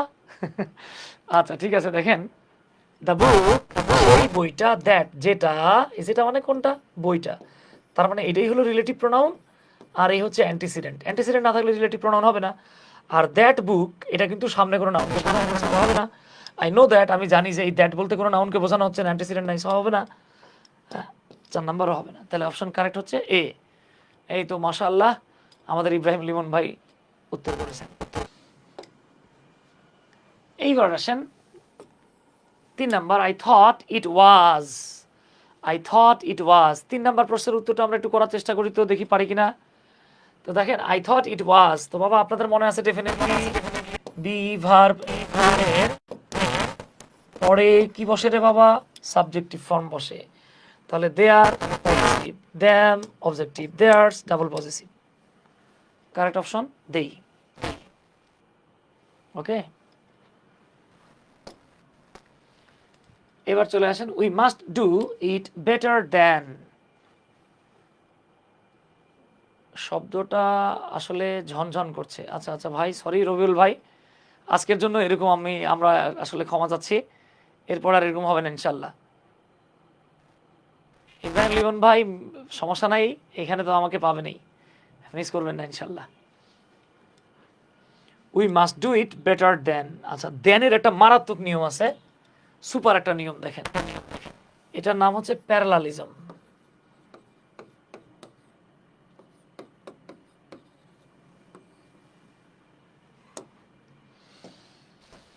মাথায় রাখবেন, and, but, or, then,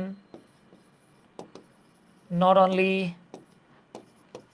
but also, either or,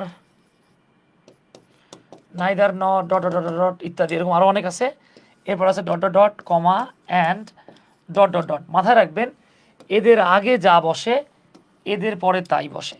আমরা এটাকে এভাবে মনে রাখবো, মাথায় রাখবো, এদের আগে ও পরে একই রকমের গ্রামাটিক্যাল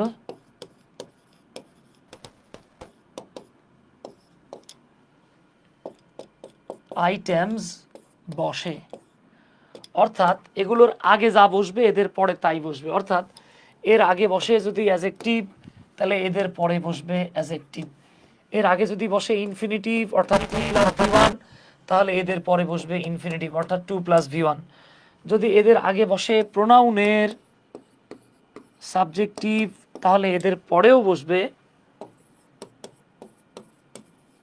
প্রোনাউনের সাবজেক্টিভ।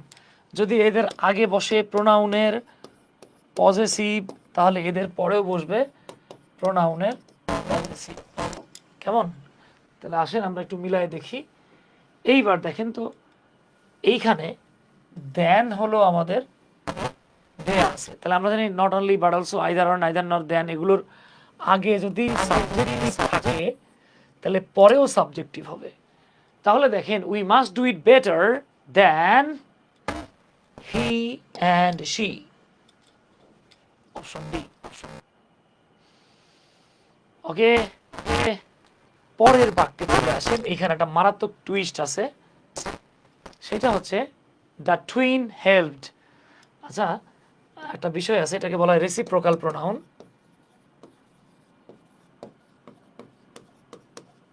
রেসিপ্রোকাল প্রোনাউন হচ্ছে দুইটা, একটা হলো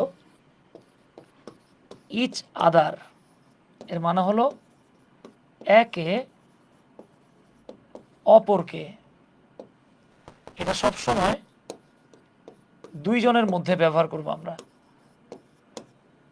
আর আরেকটা হলো ওয়ান অ্যানাদার, এর মানে হলো একে অন্যকে। সরি, আমি ভুল করে ফেলাইছি। প্রথমটা হবে হচ্ছে কি একে অন্যকে, আর দ্বিতীয়টা হচ্ছে একে অপরকে। তো মূল বিষয়টা এখানে একটু লেখা দেই বাবা, সেটা হচ্ছে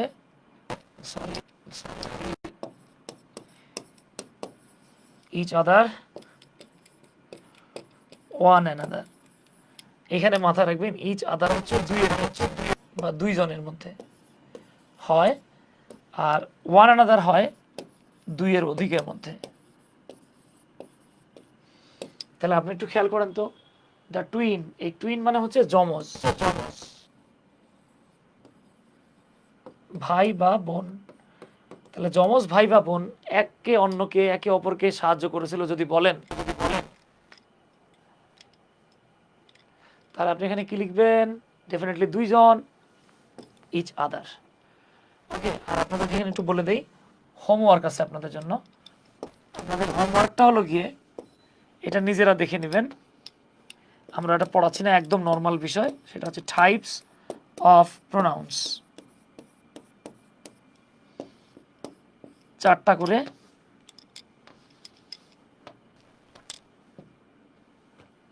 বোর্ডটা হ্যাং করে ফেলছিল।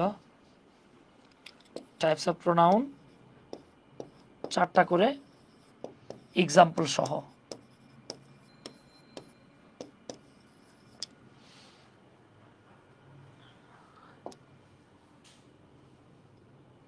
স্যার, কম্পাউন্ডে ফ্যান বয়েজের ব্যবহার নিয়ে যদি একটু ডিসকাস করতেন। আমরা সামনে কিছু কিছু আপনাদের জন্য শর্ট ভিডিও পোস্ট করব, সেখানে আমরা এগুলো বলে দেবো ইনশাল্লাহ। হ্যাঁ, আচ্ছা, তাহলে একটু খেয়াল করি আমরা বাবা। এইবার লেখা আছে দ্য সর্ট অফ পার্সন, সে হচ্ছে এমন এক ধরনের ব্যক্তি। আই ফিল উড বি, দেখেন এখানে মজার ব্যাপার হচ্ছে, দেখেন আই হলো সাবজেক্ট, ফিল হলো ভার্ব, আবার উড বি ভার্ব দেওয়া আছে। তো আমরা একটু আগে দেখে আসছি, কিন্তু দুটো যদি ভার্ব, দুটো যদি সাবজেক্ট লাগবে, তাহলে এখানে আমাদের সাবজেক্ট হচ্ছে হু। হুম তো সাবজেক্ট হবে না, হুম অবজেক্টিভ, হুজ পসেসিভ, আর হুইজ বস্তুর ক্ষেত্রে বসে, এটা আমরা এখানে দিবই না। ইমরান খান ভাই বলছেন আসসালামু আলাইকুম স্যার। ওয়ালাইকুম আসসালাম ভাইজান। আচ্ছা, এইবার আসেন, আই অলওয়েজ ফিল। এইখানে মজার ব্যাপার হচ্ছে, অলওয়েজ শব্দটা আমাদের অ্যাডভার্ব। তো দেখেন, আই হলো সাবজেক্ট, ফিল হলো ভার্ব, আমি আর সাবজেক্ট নিতে পারবো না, আমার এখানে নিতে হবে whom. Whom. She is the sort of person, সে হচ্ছে এমন এক ধরনের ব্যক্তি যাকে আমি সবসময় ফিল। ওকে, বাট আগের বাক্যটাতে দেখেন দুইবার ভার্ব থাকে, আমরা দুটো সাবজেক্ট নিয়েছি। এবার আসেন, ইট কুড হ্যাভ বিন। তো বাবা, এই যে কুড হ্যাভ বিন, বিন যুক্ত মানেই টু বি ভার্ব, আর টু বি ভার্বের পরে কি লাগে? সাবজেক্টিভ ফর্ম লাগে। তাহলে কি হবে? দে। কেমন, পারবেন ইনশাল্লাহ? হ্যাঁ, এইবার চলে আসেন, she was not taller than. তো আমরা বলেছিলাম দেনের আগে যা, দেনের পরেও তা। শি হলো আমাদের সাবজেক্টিভ, তাই আমার এই পরেও হবে সাবজেক্টিভ বি। এইবার চলে আসেন, এই জায়গাটা, এটা আপনাদেরকে দিয়ে রাখলাম, দেখি আপনারা কারেক্ট করতে পারেন কিনা।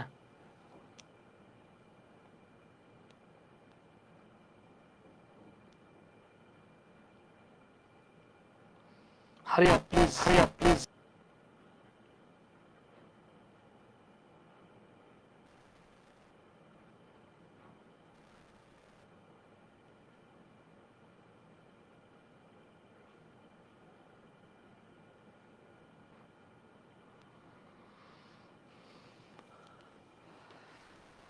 স্যার 8 নাম্বারটা আরেকবার বুঝান। আচ্ছা ঠিক আছে, তাহলে দেখেন তো দেখি এটা কে কে পারেন। এই যে ইব্রাহিম ভাই এখানে হি লেখা, ধরা খায়া গেছেন বাবা। খেয়াল করেন, আমরা এখানে বলতেছি Rupa loves both Himu and I. ধরেন আমি বললাম যে ভাই জানেন, রূপা না আমারও ভালোবাসে, হিমুরেও ভালোবাসে। তখন আপনারা বললেন ভাই কন কি, রূপার মন এত বড়, দুজনেরই ভালোবাসে। তো দাদা সত্যি করে কন না, রূপা আপনারে বেশি ভালোবাসে নাকি হিমুরে? তখন আমি বললাম I think she loves me more than. আচ্ছা ভাই, দ্যানের আগে মিটা কি অবজেক্টিভ, তাহলে দ্যানের পরে আমার লাগবে কি অবজেক্টিভ। কি হবে তাহলে? উত্তর হবে হিম। বাংলাদেশের কিছু বই, আমি নাম বলবো না, নাম বললে চাকরি থাকবে না, অনেক বই আপনাকে পড়াচ্ছে, একটা ভুল একটা তথ্য দেয়া আছে, অনেক বই একটা ভুল তথ্য দেয়া আছে। সেটা কি জানেন? যে অ্যাজ এবং দ্যানের পরে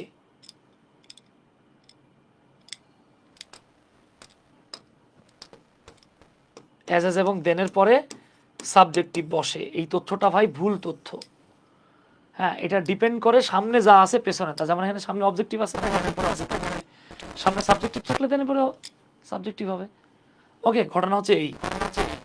এবার আসেন 11 নাম্বার। এইটা জব এক্সামে আসা প্রশ্ন, এইখানে 90% পোলা পায় ইভেন।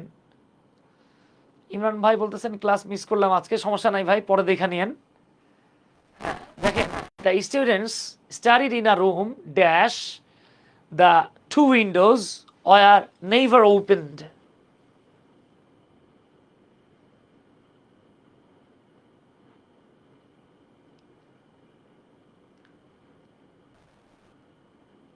লেখেন তো দেখি কারা কারা পারেন। মজার ব্যাপার, বাংলাদেশের বিভিন্ন বই হুজ দিয়েছে। বাবারে, হুজ হচ্ছে ব্যক্তির জন্য বসে, হুম ব্যক্তির জন্য বসে, হু ব্যক্তির জন্য বসে, হয়ার বাংলাটা খেয়াল করেন। The students studied in a room, ছাত্রছাত্রীরা এমন একটা রুমে পড়াশোনা করেছিল, স্টাডি করেছিল, হয়ার যেখানে দুটো জানালা কখনোই খোলা হয় নাই। ডেফিনেটলি এটা কি আসে? হয়ার আসে। আপনি হুজ দিবেন কেন? কবে থেকে বৃত্তি হয়েছে দাদা? আচ্ছা, পারবেন ইনশাল্লাহ। এইবার চলে আসেন। I have never seen a girl dash suitcase has been stolen.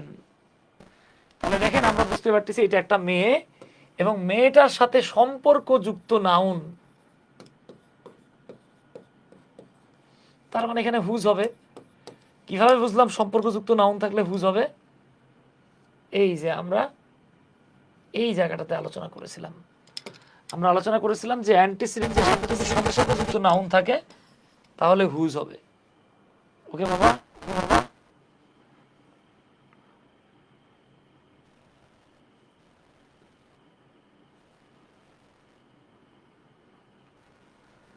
এই যে ডান, সমস্যা হবে না ইনশাল্লাহ। এবার আসেন। The letter dash he wrote reached me late. সে যে পত্রটা লিখেছিল আমার কাছে দেরি করে পৌঁছেছে। তাহলে দেখেন তো লেটার কি ব্যক্তি? ব্যক্তি না। তাহলে আপনি আগে হু আর হুম রে কাইটা দিবেন। মাথায় রাখবেন হোয়াট, মাথায় রাখবেন হোয়াট এর পূর্বে সাধারণত দুই একটা ব্যতিক্রম থাকতে পারে, কখন অ্যান্টিসিডেন্ট থাকে না। তাহলে আমরা একটু খেয়াল করি হোয়াট আর হুইচ বাকি আছে। এই যে দেখেন এটা কিন্তু অ্যান্টিসিডেন্ট, তাহলে হোয়াটও কাটা, এটা হবে হুইচ। আমরা অনেকে উচ্চারণ করি হুইচ, এটা রিয়েল প্রোনাউন্সিয়েশন হচ্ছে হুইচ। ওকে ডান, মাশাআল্লাহ আপনারা পারবেন ইনশাআল্লাহ। এইবার আসেন one be careful about dash. আমরা পড়ে এসেছি বাবা সাবজেক্টিভ, অবজেক্টিভ, পজেসিভ। আমরা জানি হি, হিম, হিজ, আই, মি, মাই। এখানে ওয়ান, এটার অবজেক্টিভও হচ্ছে ওয়ান, পজেসিভ হচ্ছে ওয়ান্স। তবে অপশনে দেখেন এখানে লিখে দেই, তবে অপশনে ওয়ান্স না থাকলে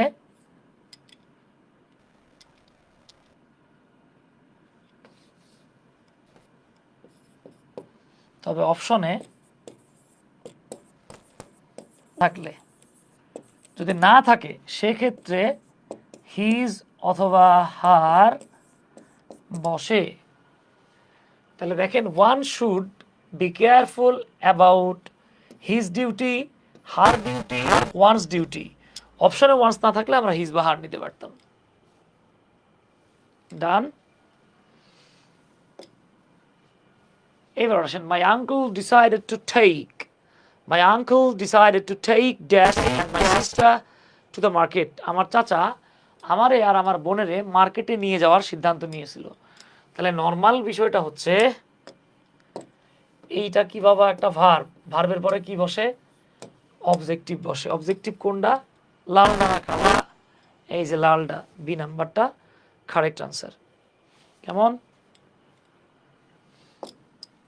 ওকে, তো এই ছিল হচ্ছে আমাদের প্রোনাউনের ক্লাসটা। আমি আবারও সরি বলে নিচ্ছি আপনাদেরকে, আসলে খুবই দুঃখ লাগলো যে আমাদের আজকে সাউন্ড, গত ক্লাসে দেখেন আমাদের কিন্তু সাউন্ড নিয়ে কোনো সমস্যা হয়নি আল্লাহর রহমতে আর কি। ওকে, তো এই আর কি। আপনারা নিয়মিত যদি ভিডিও পেতে চান ইনশাআল্লাহ আপনাদের সাথে আবারও আগামী 2-3-4 দিনের মধ্যেই দেখা হচ্ছে। আপনারা জব ফিউশন পেজটার সাথেই থাকবেন। হ্যাঁ, এইখানে আপনারা অনেকগুলো মানে ইংলিশের ক্লাসগুলো পেয়ে যাবেন। তো আপনাদের সর্বাঙ্গীন সাফল্য কামনা করছি। আসসালামু আলাইকুম, আদাব, আল্লাহ হাফেজ।